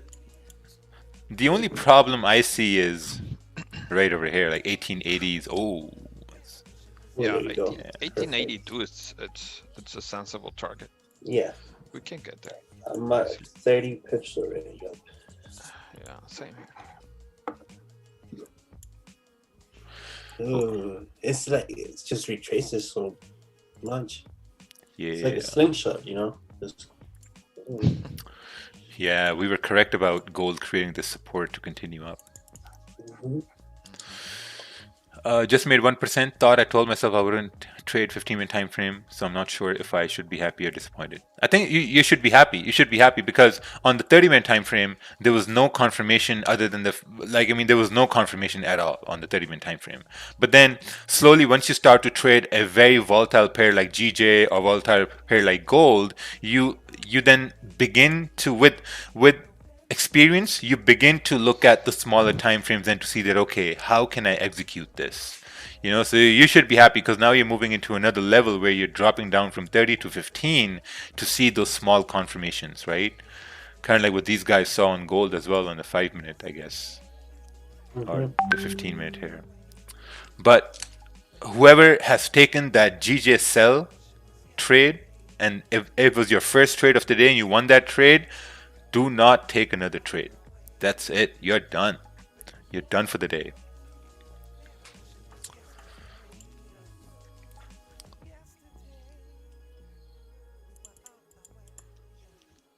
Can you explain what specific setup that you look at for impulse trades you took? That's basically explained in great details in the webinar Impulse Entries 2.0 in the database. In great detail, that's explained. So I think if you review that webinar, then you will see it. Also, there are a bunch of highlights also posted on Instagram on this specific setup.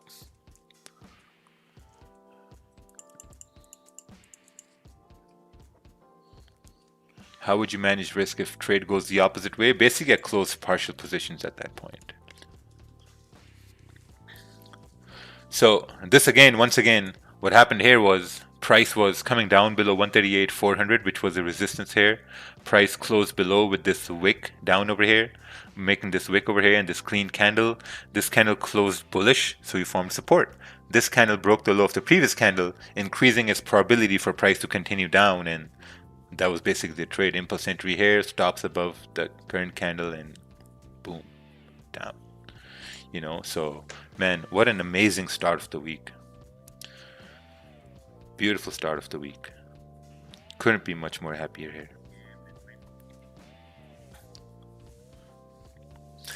Man, if you can start your week with a winning trade, oof, that just puts you up for the winning mood for the rest of the week. But if you start your week with over trading and over risking and doing all those dumb things you said you won't do in 2019, stop trading.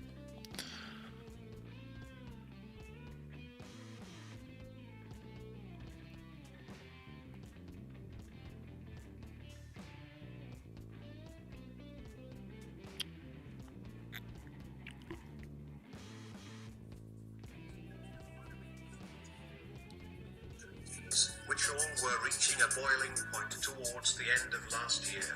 We have proof that exercises were taking place last year. Yeah. We're moving into a disciplined world now, slowly. A disciplined world, that's what we're moving into. Yesterday I was talking to my family members, and I told them to, hey, listen, start saving your money, because I know I'm going to tell that on Instagram Live because YouTube's going to shadow ban me here. Can't say certain things on YouTube now, man. Can you imagine? There's no freedom of speech. Hey, if you're not going to talk about their narrative, you can't talk about it at all. Hey, does your withdrawals automatically go into your debit card on Trader's Domain? No. Trader's Domain has a debit card? I don't think so. No.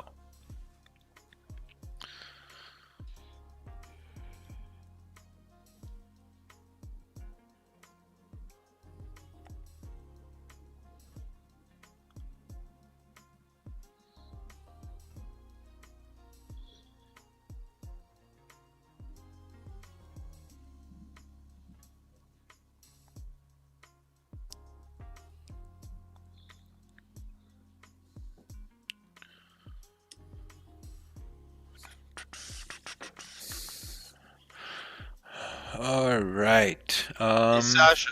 Oh. My bad. Sasha, happy birthday, brother. Oh, thank you, bud. Yes. Yeah, Sasha turned 21 today. Beautiful, man. Perfect. Yes, 21. Can go drink in the States now.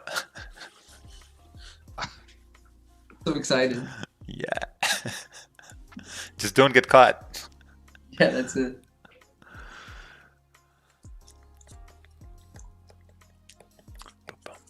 What do you think of Torre, the crypto market? You're having an interview with him this week, right? Yes. So this week we're gonna have a guest, and this, I think we were waiting for a long time here for this guest to get some time and get it on. So we're gonna have a guest over here on Friday. He's pretty big in the crypto space. He did a lot of I don't know, like he led the whole movement when crypto was just going up, and he was doing really good with those crypto things. But I don't know about we're gonna ask him about these lifestyle pictures here too.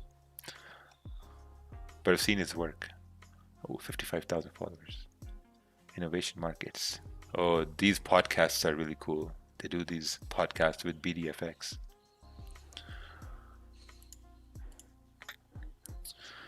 All right, can you check this trade idea? Let's take a look here. This is a possible top wick for continuing bearish.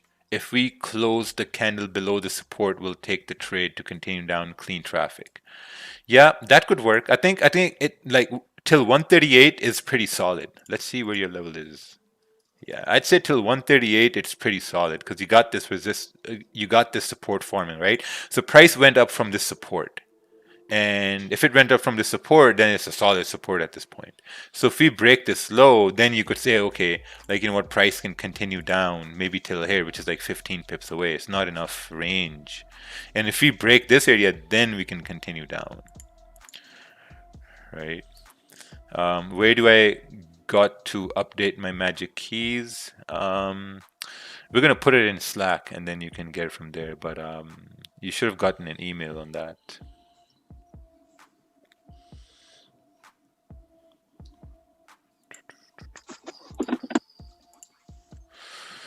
So would you consider GJ to still be bullish overall since the support made on daily frame have... See, when we talk about if a pair is going to be bullish or bearish, we need to present analysis, right? I mean, right now, like price came down, if it breaks the low, goes back down over here. So then essentially it's in this range here now. Now we have this bigger range formed, right? And if price comes down over here and creates a support, then there's a possibility for it to go up or break down. So now at this point, there's no clear market structure at this point.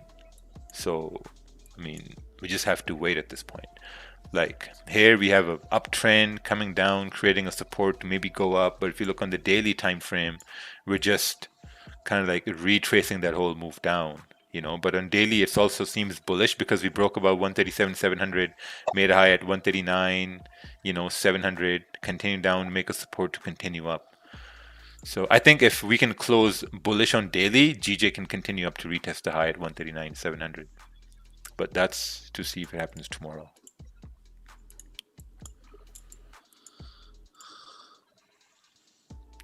Gold is also rejecting that level here.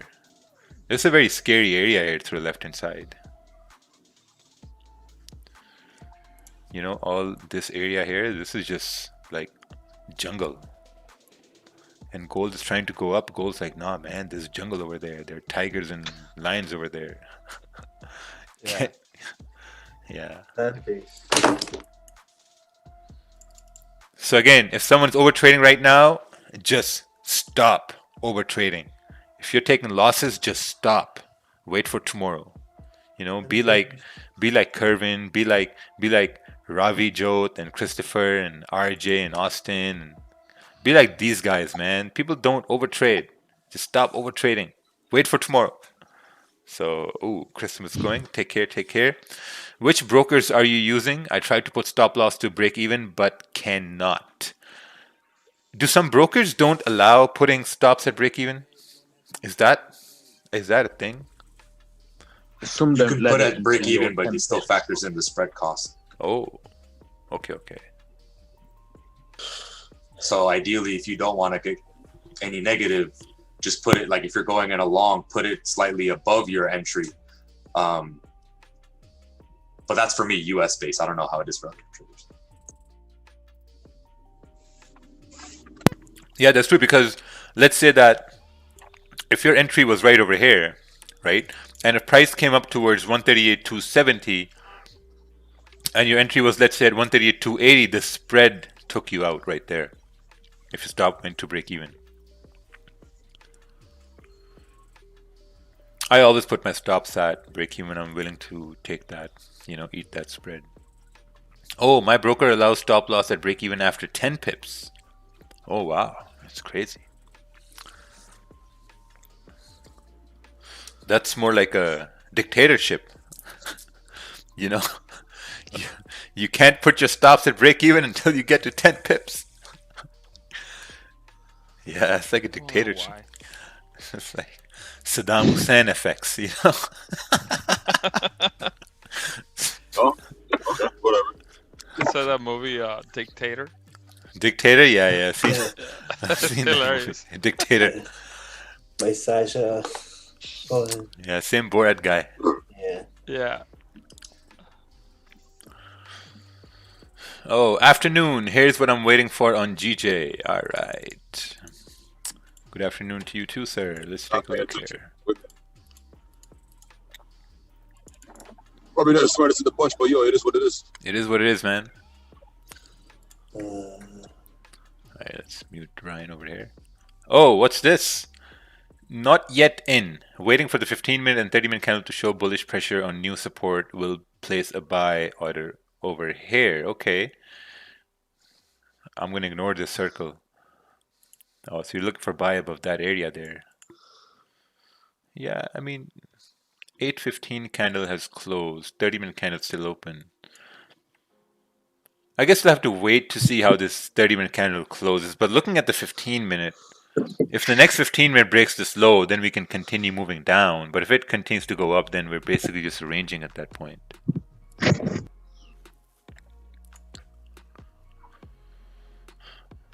What do you think about offshore brokers? I think there are extremely amazing offshore brokers available out there. extremely amazing offshore brokers. You have Traders Domain. You have what's another amazing offshore broker? You have JFX. JFX. You have Hugo's Way. Yep. Yeah, but I think one advice I'm going to give to anyone who's looking for offshore brokerages, if you're going to go with an offshore broker, look to see if they have MT5. MT5 is like driving a Bentley, and then MT4 is like driving Civic. Yeah, like hey, I have a Civic, or like an old car. Like an auto rickshaw. Yeah, like an auto rickshaw. Hey, Hey, man. Rakeel, add a Civic too. So it's okay. No, they're pretty nice cars, man. I got a CRV Honda gang. Yeah, there we go.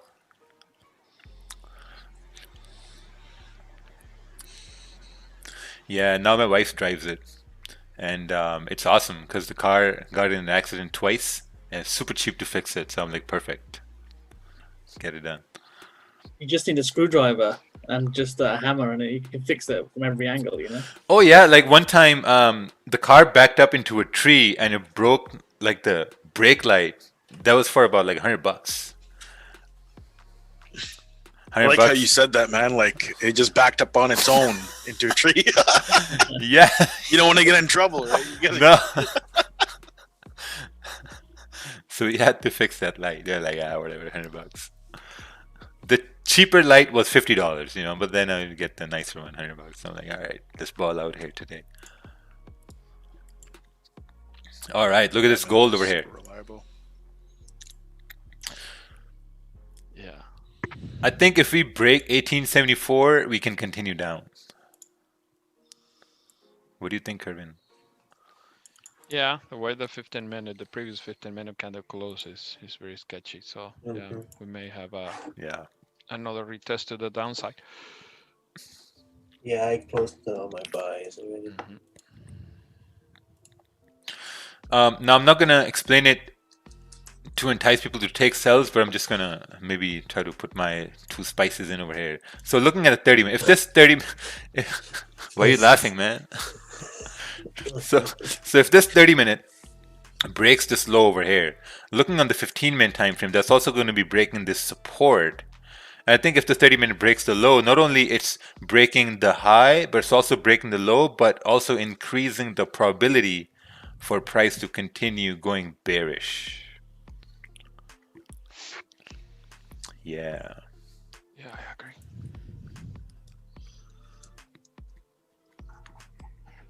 British Columbia won't let you in from out of province if you show up without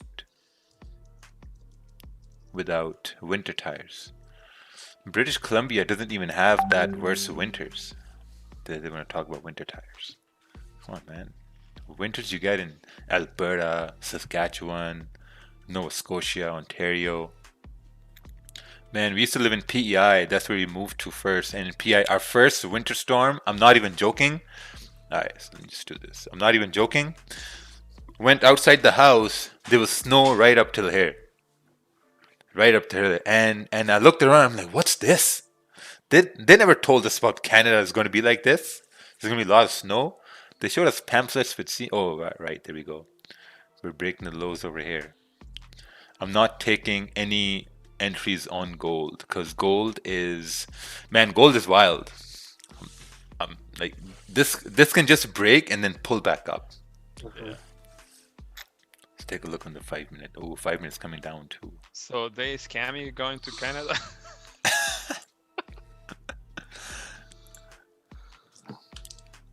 It's pretty bad. Alright, let's take a look at this chart over here. This is 15-minute GJ. Entered impulse sells as price broke the low of the candle, accidentally closed when trying to move stops to BE. LMAO still in profits for the day. Oh, beautiful. Very nice.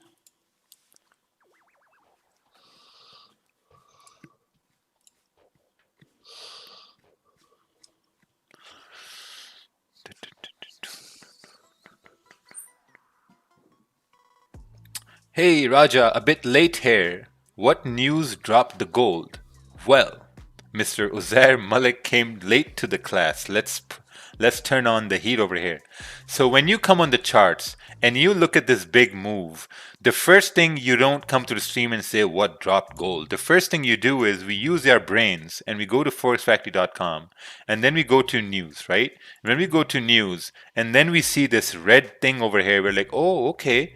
Maybe this dropped gold. Okay, makes sense. So maybe I don't want to ask that question and get roasted sometimes, because I mean, it's all in front of you. All the information is in front of your computer right over here.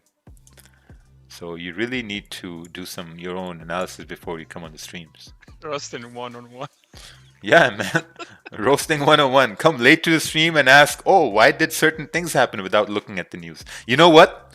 This tells me that people, when they wake up, they look at the charts first before looking at the news.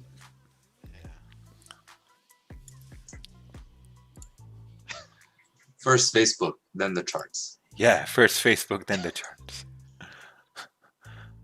Or maybe TikTok. Oh, wow, look at that, man. This thing is going to continue down till 1868. Yeah, we're going to retest that low. Yeah.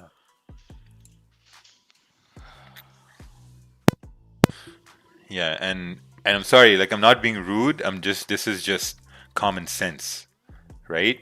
This is common sense. When you see big moves, I think first instinct of a normal human should be, oh, there was news. All right, let me go check news. What news was this? And that's it. Question answered. And I mean, these are the things you're taught in school. In school, you learn about cognitive thinking. And cognitive thinking is where you look at certain things and then you try to think outside the box to see how can I find an answer to this move down. It's a very important skill to have to succeed in life. Made 2% on GJ, took a sell on gold, but now it's against my rules, so closed in 8 pip profit. Oh, beautiful. Just don't overtrade, man. Don't overtrade today. Just follow your rules like a robot and you will succeed. That's what I've seen in my trading. In the past 2.5 years, I've been doing the same thing every day. The only thing changed are my lot sizes. That's it. 1 to 2 trades a day, no over trading, no over risking. If I miss a trade sometimes, that's okay. I miss a trade sometimes, like it doesn't really matter because that trade is going to show up again and again and again and again. Because look, this specific setup, this happened 5 times last week. 5 times last week. So now my trust in this setup is sky high, man. Way too high. All right, let's take a look at this chart on GU. If this candle closes bullish above this support, I will consider this as a fake out to enter. Okay, yeah, this makes sense. This makes perfect sense. But also, if the next candle breaks the low, then we can continue moving down. So also look at it from a selling perspective as well. Market dynamics can change the setup, yes. But overall, the setups, they all happen the same way every time. Because you gotta think of it this way, right? If the setup is going to repeat itself, what does that mean? I think market is moved by how we perceive price, how we perceive levels. That's how the market moves. And I think the reason why the same setups show up over and over again is because if the 90% people are losing, they're making the same mistakes while they're losing. They're buying the highs, they're selling the lows, they're stacking positions. So when you have like 90% of the population doing the same mistakes day in and day out, the winning traders, they will turn around and say, okay, well, if the losers lose all the time in a majority, then that means there's a very high probability that the same setups are going to happen over and over and over again. And the winning traders, that's where they make money. They wait for the same setup to appear, they take the trade, and then they take the trade again on the same setup and the same setup over and over again. But losing traders, what they do is they will take a trade on the winning setup and then they will take another trade, to make more money. And that's when you start losing, and then that loss turns into a second loss and a third loss and a fourth loss, and it's just very damaging to your psychology. Or they have a losing position and they stack on the losing position. Oh yeah, I mean, So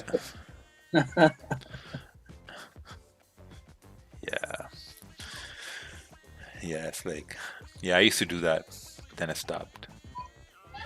if you look at most people that lose, they'll show you like 6 positions.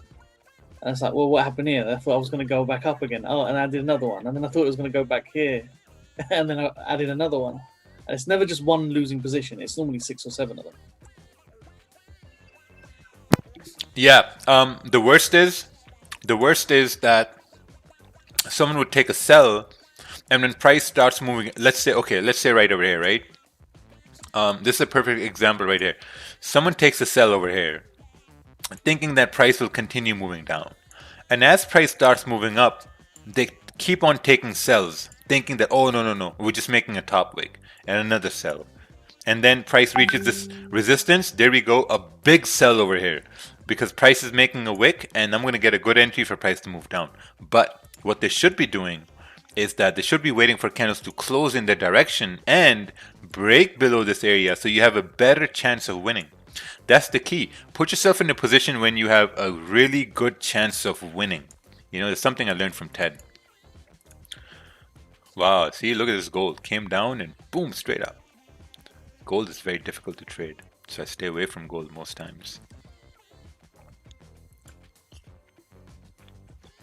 Roger, thank you for today. Thank you so much. Yes, Yasser, thank you. Take care, stay safe, stay strong, people. Yes, sir, you too. Care, bro.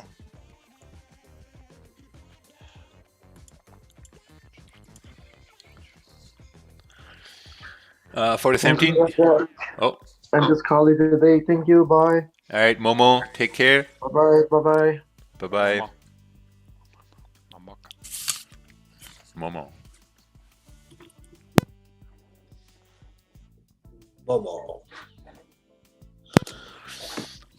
For a 17-year-old trying to get into Forex, do you recommend baby pips? Yes.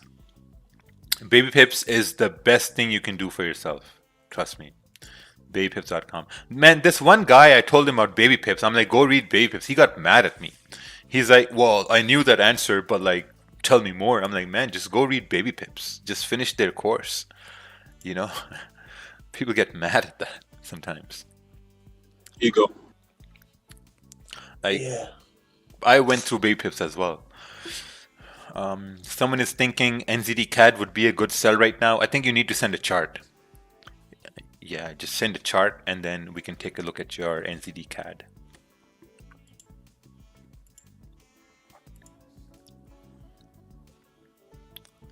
Where do I find baby pips? I'm gonna consider that as a troll comment, so I'm gonna ignore it. Who are these people on this? Who are these people on your screen? All these teach how to use a web browser search. Yeah. You gotta Google it. You gotta Google how to use Google. We gotta take them before Google, Yahoo, and Alta Vista. This Yeah. guy needs it from the base. Yeah. Remember Ask Jeeves? That's old school. Oh shit, Ask Jeeves, man. Yeah, man. Oh, you guys remember Netscape? Netscape. Oh shit. You forgot We're about talking about 90s here now, man. 90s, yeah, Netscape. Does Netscape still exist? Oh, I man, think they you should went out of Google it. business. Oh, Hey, yeah. what about compacting gateway? No, I'm not. Compact, man. That was a classic computer, bro. I'm not that old, so I can't. Oh, I don't know about Come compact. on, man. These guys are old. You only beat me by like 2 years. Nah, probably probably 2 years. I'm what? I'm 33. Yeah, I'm 33.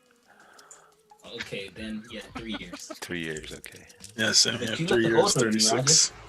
What's that? I said you look older than me. You've been 33 the last 2 years, man. What's going on? Man, I don't know about like Mexicans and black people, man. You guys always look young. Bro, all the time. I'm not Mexican. Here we Dude. go. Yeah, Mexicans, Colombians, Latinos, white. I'm white. whatever. I'm not white. I'm Cuban. Yeah, that too.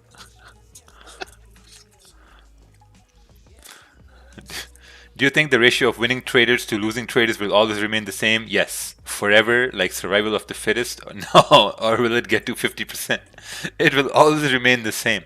Because think about it, right? 90% people have money problems, you know, and when you come to trading trying to make money, it's not going to work, because then you're going to be going into like greed, and like greed leads to over trading, and that leads to over risking, and then you never make money, you know, because like you're really putting pressure on yourself to succeed.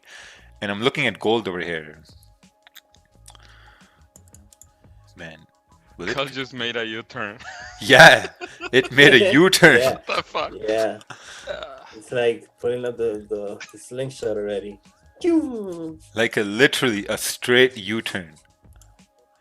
I mean, if we break above 18,877,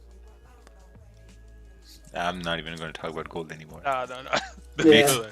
Like gold's going to make you look stupid really fast, you know? Right. And it's Monday. Yeah, exactly. That looks stupid on Monday. Yeah. Yeah, but seriously. It's crazy, man. Yeah. What were you doing before Forex? What made you want to start and dedicate your time to it? I was doing door-to-door sales, and then I was bored, and then I discovered Forex. Yeah, that was about it. Oh, this is what a lot of people are in a position here. Hey, Raja, till the new year, I won't get time to trade in the London and New York session. Would you suggest I watch the charts for 2 months and actually trade in 2021? Yeah, I would say watch the charts and trade in 2021.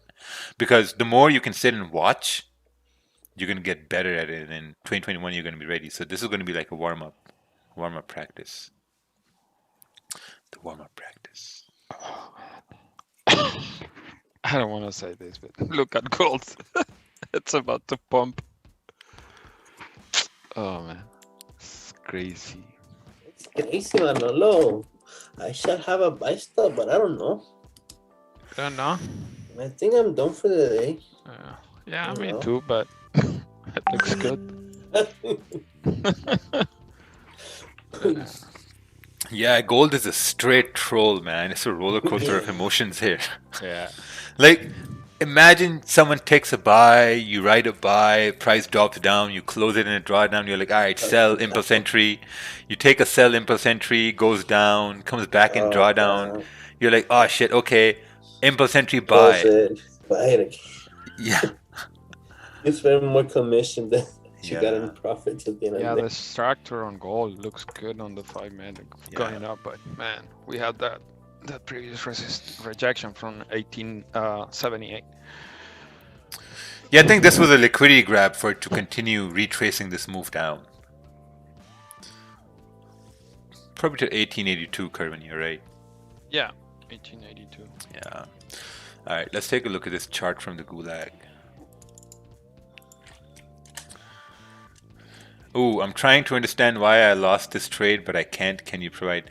This is what we were talking about right now. So you basically took a sell on gold on the 5 minute over here.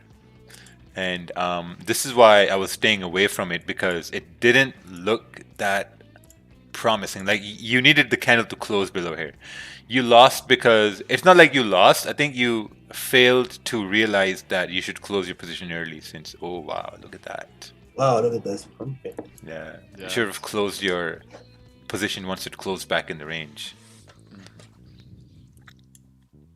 Yeah, I think this was a huge liquidity grab for it to continue. Yeah. Now from 1878, we just crossed that area. So if we tap about this previous wick, it's gonna be nice toward 1882. Gold is playing with us. No, gold is playing with you. Not me. Not anyone else, just with you. Yeah.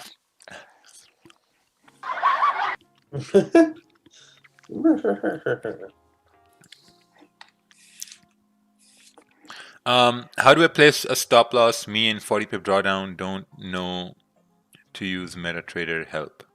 Oh my god, drag. Oh, no. That's that guy. That's the guy who filed the lawsuit for the Gulag. Oh. Current. Okay. Makes sense. There's someone they filed a lawsuit. That would have been a perfect opportunity for us to go. Karen, Karen is 16 years old. Kervin, looks like you're gonna get your 1882 over here. Yeah, Okay. looks like. Yeah. Come on, $2 more. $2 more to make It's moving chickens. nice.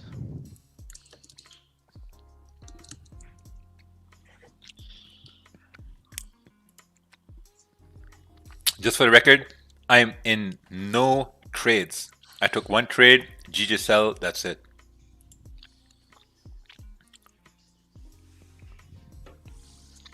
There you Yeah. So Ooh.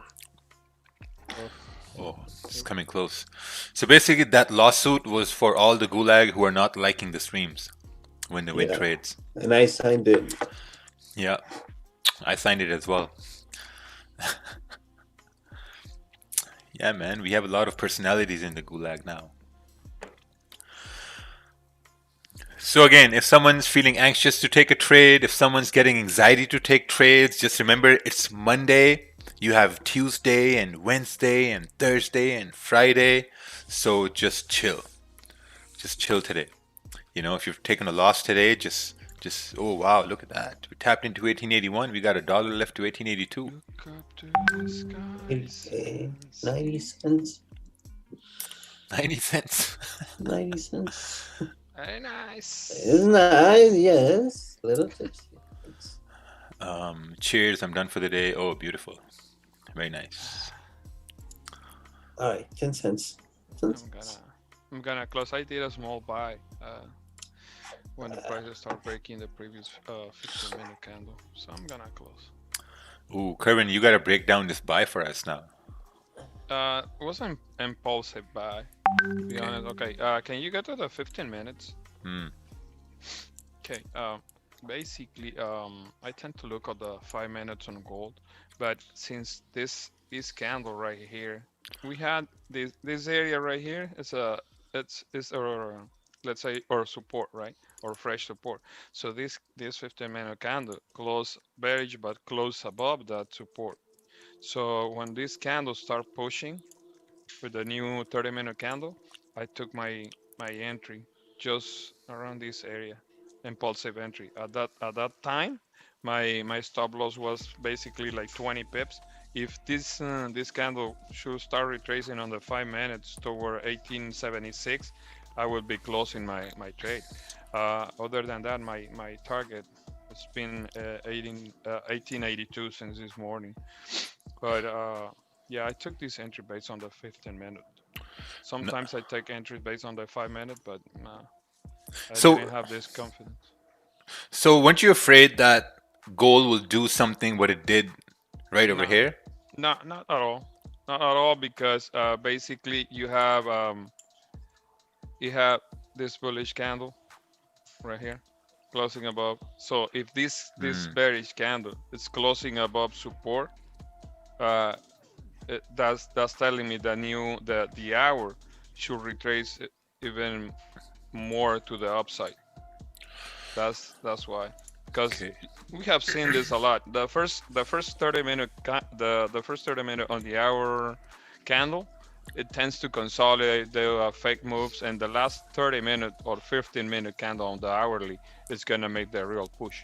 So I knew if this 30-minute candle, the 15-minute candle closing to the 30-minute was closing above support, I knew that the next candle, if we start breaking above this area, at least we're gonna retest this wick. Yeah. So that's what my first target. My first target was here, but since volume start pushing, my next target was 1882. All right. Yeah, we've seen that a lot already. You know, this little box here. You know, it pushes up, then it retraces back to get some liquidity, and then it continues to shoot back up. If you have enough patience, I mean, you can get really nice moves on gold. You gotta learn how gold moves. I mean, GJ is the same thing. GJ tends to do, you know, the consolidation, the first 30-minute candle on the hourly, and the last 30 minutes before the hour candle closes is gonna be. Rakeel wants to say something. Yeah, so basically the whole idea was that, okay, since we had this big move down over here with the news, right? We had this candle closing above this area, so it increased the probability of it continuing up to retrace this whole area. Yeah. Yeah. Very nice. Yeah, it was a fundamental move down. So for people who were wondering about gold buys, there we go. Yeah. But man, gold takes a lot of practice. Yes, and a lot of confidence. It's like that friend who gets aggressive drunk and you gotta really learn how to deal with it. Leave him there. Leave him there. Leave him there. Wow, crazy. 1885, man. Alright, let's take a look at this chart over here. This is, oh, your JPY entry after this kind of closed bearish. Right over here, 10 pips stops to BE. Beautiful. This paper trade I didn't enter because of news. Oh, nice. Yeah, so now you can make a note on this, right? You can make a note of this now, that it worked. So then it can work again. That's the beauty about taking paper trades. So I paper traded gold here, and the whole idea was just to taking a buy and leaving the stops at like 25, 30 pips to see if it goes up. And in my mind, yeah, it worked. Didn't take a trade as I wasn't comfortable with the setup, but I'm glad I didn't. All right, let's take a look here. Ooh, GJ. GU. It's good to watch. GJ is also closing below this area. Let's take a look on the 15-minute time frame. Yeah. See, the thing over here, as price is breaking the low, and impulse entry is not going to be, I wouldn't say it'll be highly profitable because your stop is way all the way up over there. You know, if this candle closes bearish and if the next candle starts to break the low, then you can have like a nice stop above the current candle, but not right over here. Right? Same thing right here. You had this candle breaking the low and then the stop was above this current candle. It was like a 10, 11 pip stop loss. This is coming all the way from up there to break the low here. So yeah, I wouldn't be really sure for it to continue down. Nice lower lows and lower highs. It's better to not entry on gold with small budget. Yes. You need a bigger budget for gold. When do you stop your trading session? Probably in 15 minutes. From 6:30 till, oh yeah, in 15 minutes. When do you leave the charts even if you don't take a trade? Yeah, so sometimes, you know, I'm going to keep an eye on the charts till like London close sometimes if I haven't taken a trade in the day to see if I can really grab some opportunity. But if not, then it's not, you know. So this morning I took a trade, got about 10 pips, and that's about it.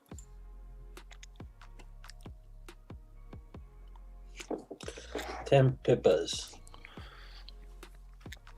Beautiful explanation there, Kervin. Really appreciate it. Yeah, that was very nice. Yeah. Thank you. Yeah, Man. yeah. I think the Gulag appreciated it too. Giving an order right now. I love my people from the Gulag, man. The refugees, they're awesome. I receive messages every day from people from the Gulag. Oh yeah. Oh yeah, man. Much love there. Yeah. Trust. They tell you we're from the Gulag. Yeah. yeah. No, man. We've basically built an entire community, and we've named it the Gulag on YouTube. At first, the name came because, you know, some people would ask like really dumb questions. So we started calling them Gulags, but then the name stuck. So I think it's pretty cool.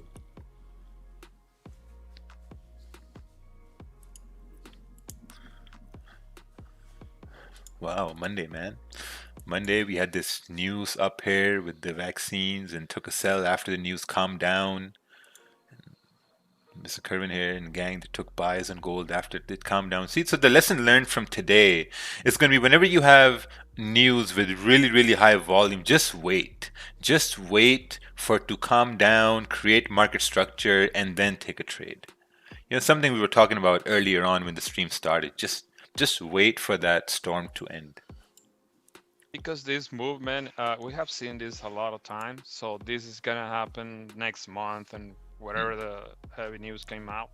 Just wait for it. It's the same over and over again. You just need to wait. Yeah. If you look at GJ right now, it's in a very, very interesting spot. Because if the 15-minute breaks the low, then the support is like 8-9 pips away, which is very, very small. So for a good sell, you'll need below 138. Do you think there's a big possibility that GJ will fill the wick on the 4-hour time frame? Let's take a look at this wick here. Yeah, man. I mean, if you want it to fill the wick on the 4-hour time frame, you'd basically want it to create a support on the smaller time frames and then continue moving up.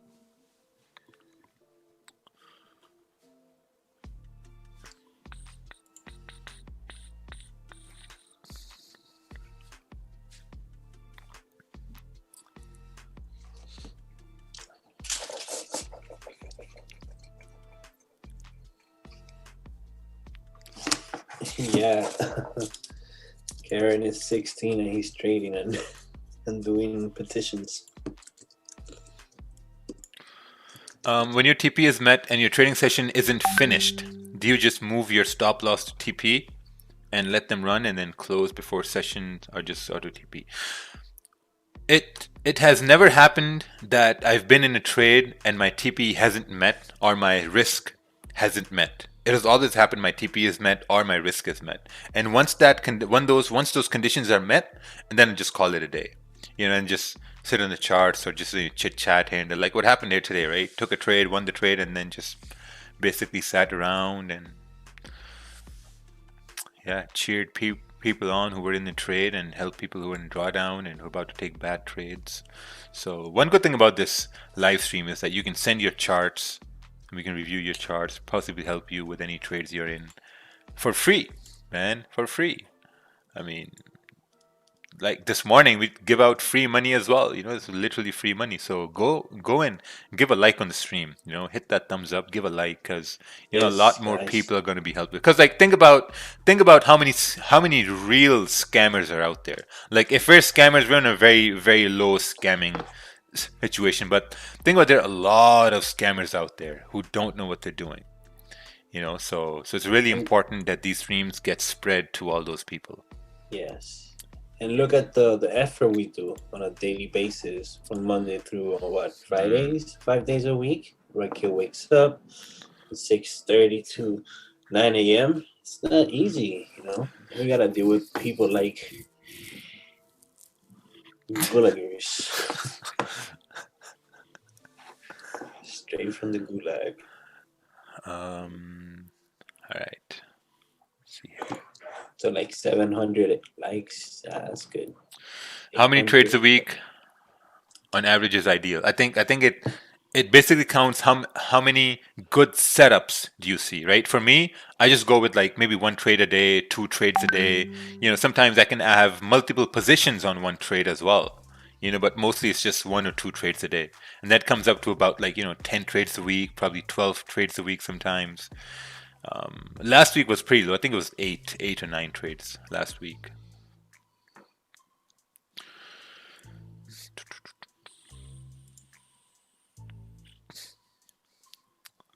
So yeah, I think it was a pretty good day here today.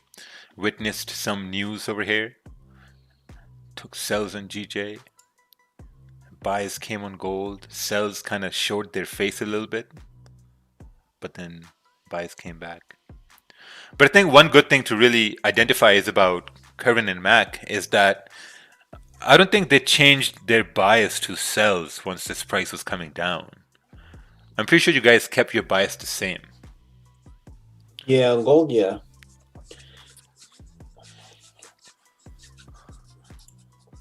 I said it on the chat on the WhatsApp. But it went up. It did the same thing. It pulled back. I'm like, I'm not even gonna take it. But then Kerwin came through with the explanation, like this happens a lot lately, and kind of gave me the confidence.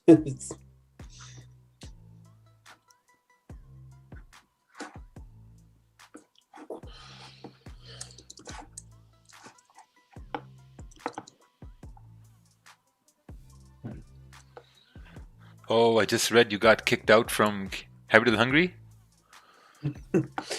Yeah. Who, Mark? Yeah. Yeah. No, you been there? Yeah, Jeevan sent him to the gulag. Why? What happened, Mac? Tell me more. He We he got he into a told. fight, I Okay, think. no. We're gonna leave it. We got into a fight. Because next time he's gonna. Yeah.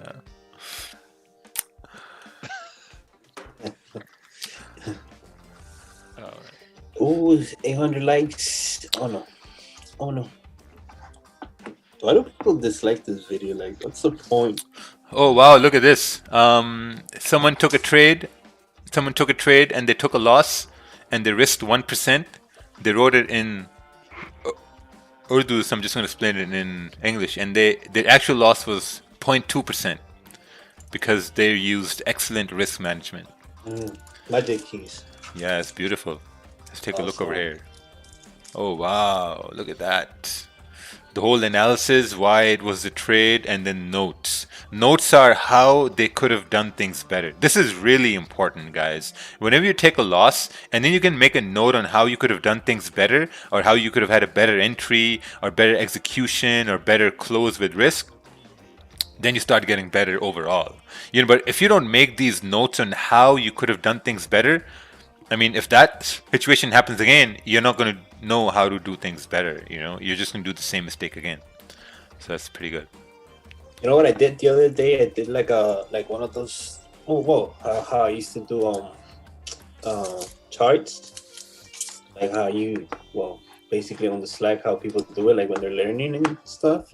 And it kind of like helped me, kind of like revise everything that I did before, because usually I don't do, I don't label the charts like the way I used to before. Oh, let me see. Let me send it to you.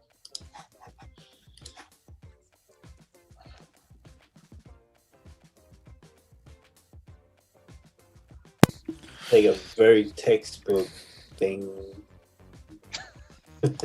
So you got. It's like like kind of like when you learn how to trade and stuff, like how you do the 1, 2, 3, 4. Yeah, no, it's pretty good. 1, 2, 3, 4. Yeah, support from London close. New to TradingView, can you save an image for future reference? Yes. So you click this camera button right here. Boom, snapshot has been taken. So now you can save image, you can copy it, you can tweet it. You can do all those things. Oh, what's this here? Sniper entry, 1 minute time frame, entered second trade over here. Oh, then you had a sniper entry, 1 minute time, entered third trade. Moderna vaccine news. Entered sell over here. Oh, Mr. B went really high scalping here today. Beautiful. Send it to me in Slack and I'm going to take a look at it. But nice. You got these really risky, like you went into overtrading mode. I would really advise against taking 3 trades a day or 4 trades a day. Because it's not every day that you're going to win, right? Because if you're going to get in the habit of taking, 3, 4 trades a day or 5 trades a day even, then, like while you're winning, you're going to have the same habits while you're losing.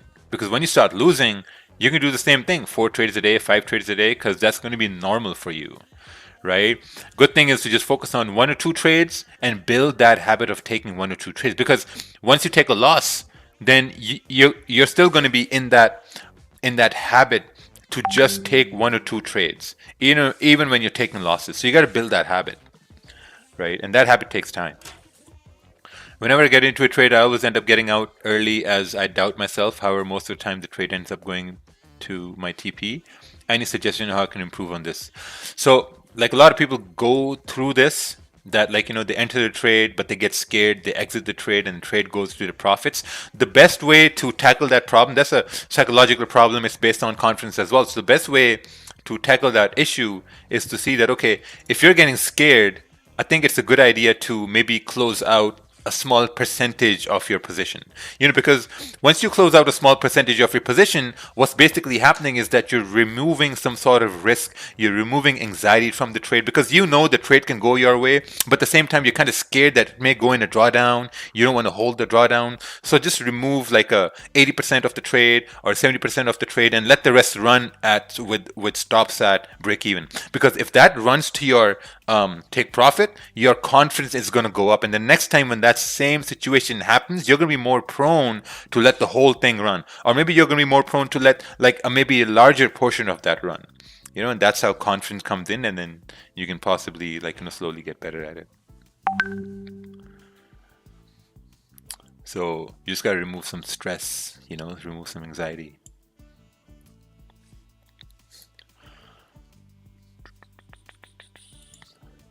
Take a look at GJ. GJ is just ranging over here. The 4-hour candle is also about to close.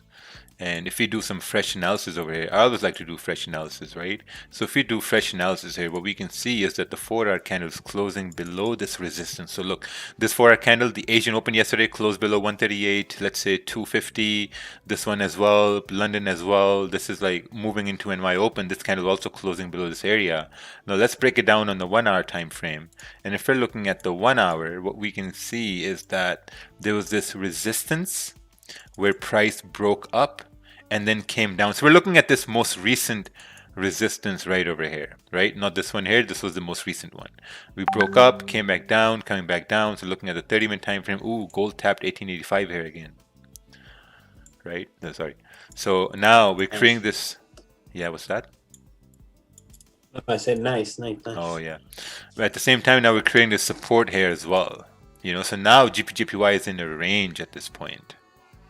And yeah, so we'll need to wait for it to either break up 138.300 to continue up to retest the high it made with the news, or wait for it to break down to potentially then, I would say break below 138 would be much better for sells.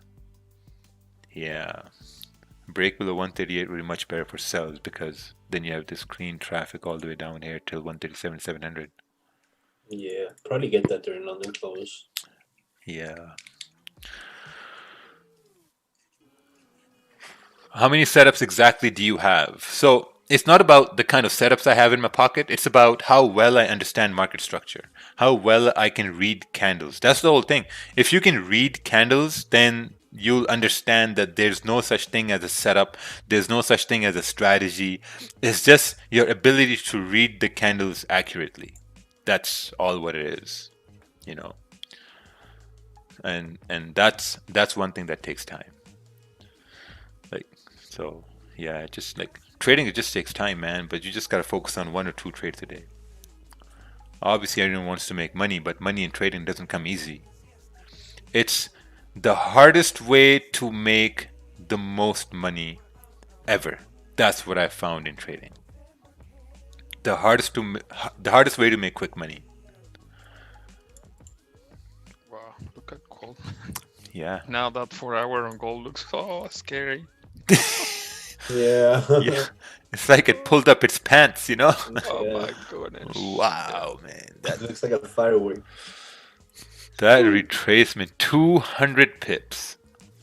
That's a $20 retracement right there.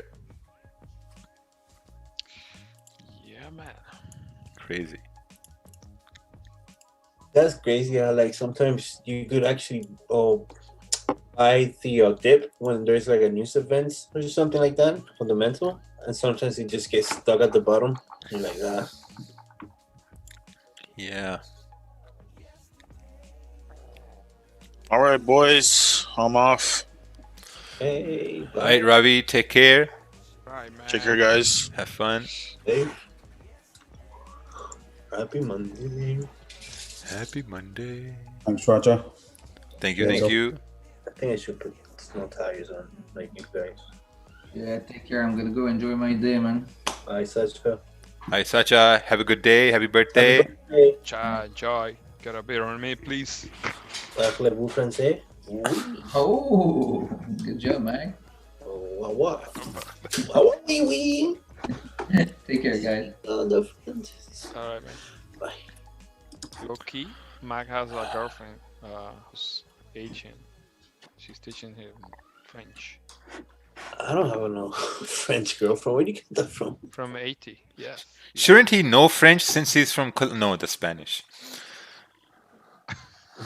Colombian. I'm not Colombian, dude. Jesus Christ. So many times I'm gonna say that. Colombia is completely. So why did I get sent to the gulag in Capital Hungary? Oh, because we got into a fight. He basically called Capital Hungry trash. Oh, Jimin's like, all right. And he's promoting another. I was promoting Magic. Hungry Capital. No. Raja, imagine Mag Loki went to CH promoting some stuff, trying to sell stuff. Imagine selling magic keys. Oh wow, Jivan will lose his shit. No. This is not a market. Go out from here. Oh my god. Yeah, I know Jivan. Mm-hmm. You know he's probably listening to this right now. Yeah, definitely it is. I know you're listening, Jivan.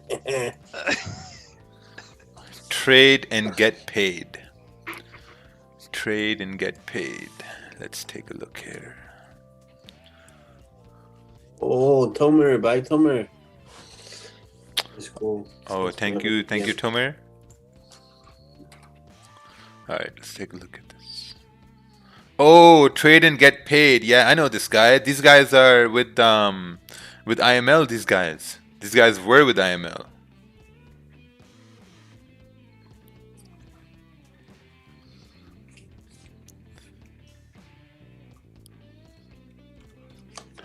I got into some beef from some IML lady. Crazy lady.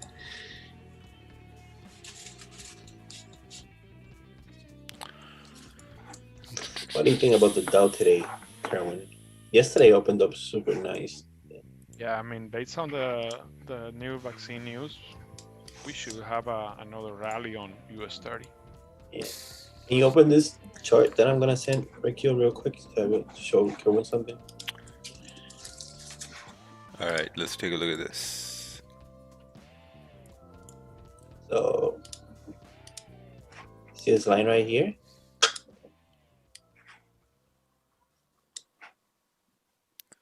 That's Kerwin. Yes. Well, what do you think about that? Like that resistance? That resistance, to be honest, is not telling me too much of the left-hand side, because based on the vaccine and your best play is gonna be something like this. Oh, one sec.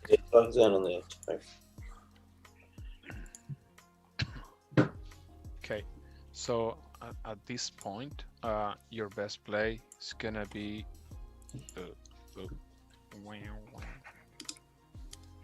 It's gonna be.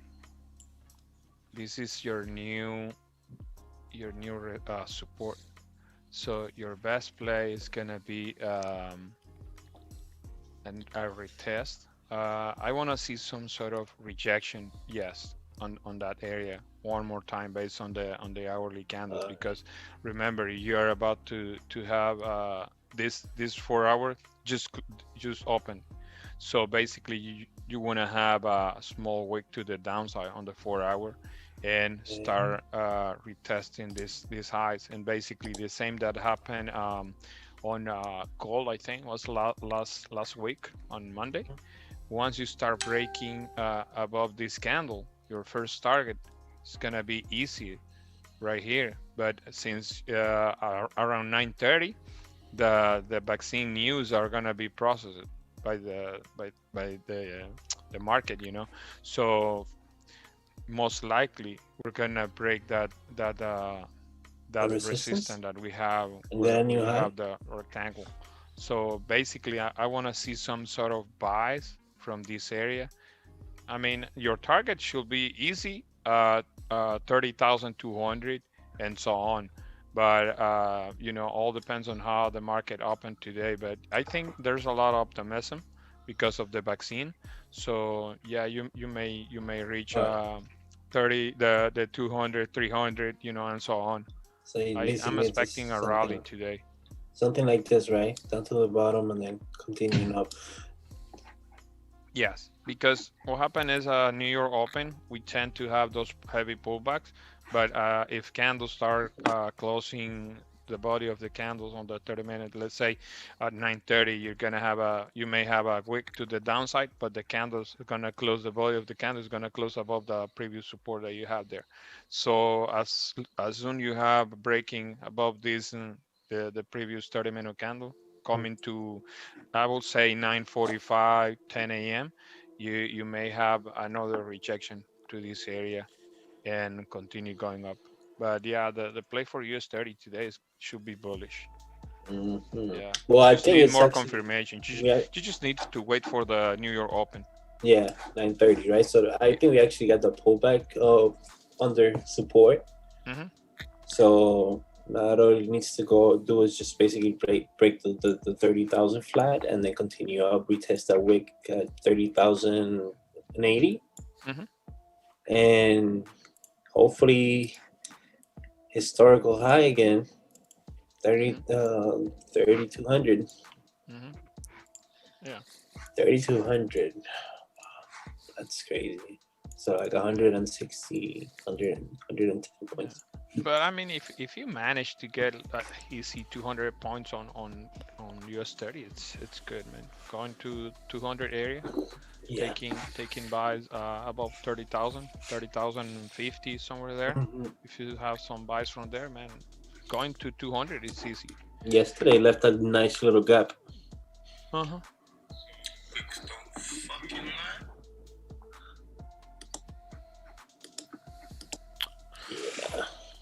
Historical high today. Regeneron.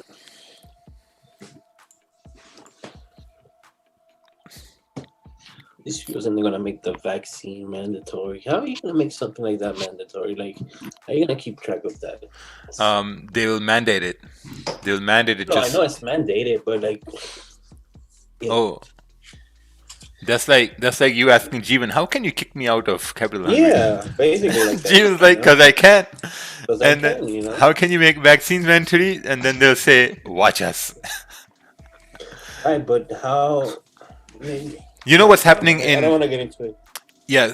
So you know what's happening in Greece, right? In Greece, if you want to leave your county, I'm not sure what they're called in You Europe, have to but text the police. yeah, you have to text the police. You have to let them know that you're leaving your county. And I think that they're trying that in smaller countries, which are more prone to like conform to these new ideas, right? And I think once they see success there, they're bringing it out to the bigger countries. Slowly, slowly. So we're being prepped slowly. Right. We're Right. being To get prepped. cooked. Yeah, we're being prepared slowly for this. The turkey. Ted posted a pretty good video. If you guys want to look at that video, it's something we've been talking about like for the past 3-4 months here, and looks like it's all coming. It was all correct. So if you go to this profile, our great mentor and mentor and friend, Uncle Ted. Oh, he removed it? Oh no, it's right there. Yeah, right there. You gotta watch that video. Someone will ask me what's the link for this video. If you do ask me that, just don't come back on the stream ever again. What's the link? You're in Zoom, so that doesn't apply to you.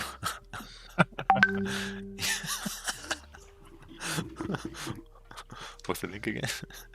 I wasn't paying attention. No, yeah, I know. All right, boys, I'm gonna head off over here. I'm gonna go. Yeah, I'm gonna head off. My day is done here today. Bye. All right. Bye, guys. Take Thank care, you, Rajan. Gulag. Take care, everybody. Bye, everyone. Pleasure, Raja. My country, the Gulag. Peace out. Thank Peace you, out. Rajan. Thank you, Your bro.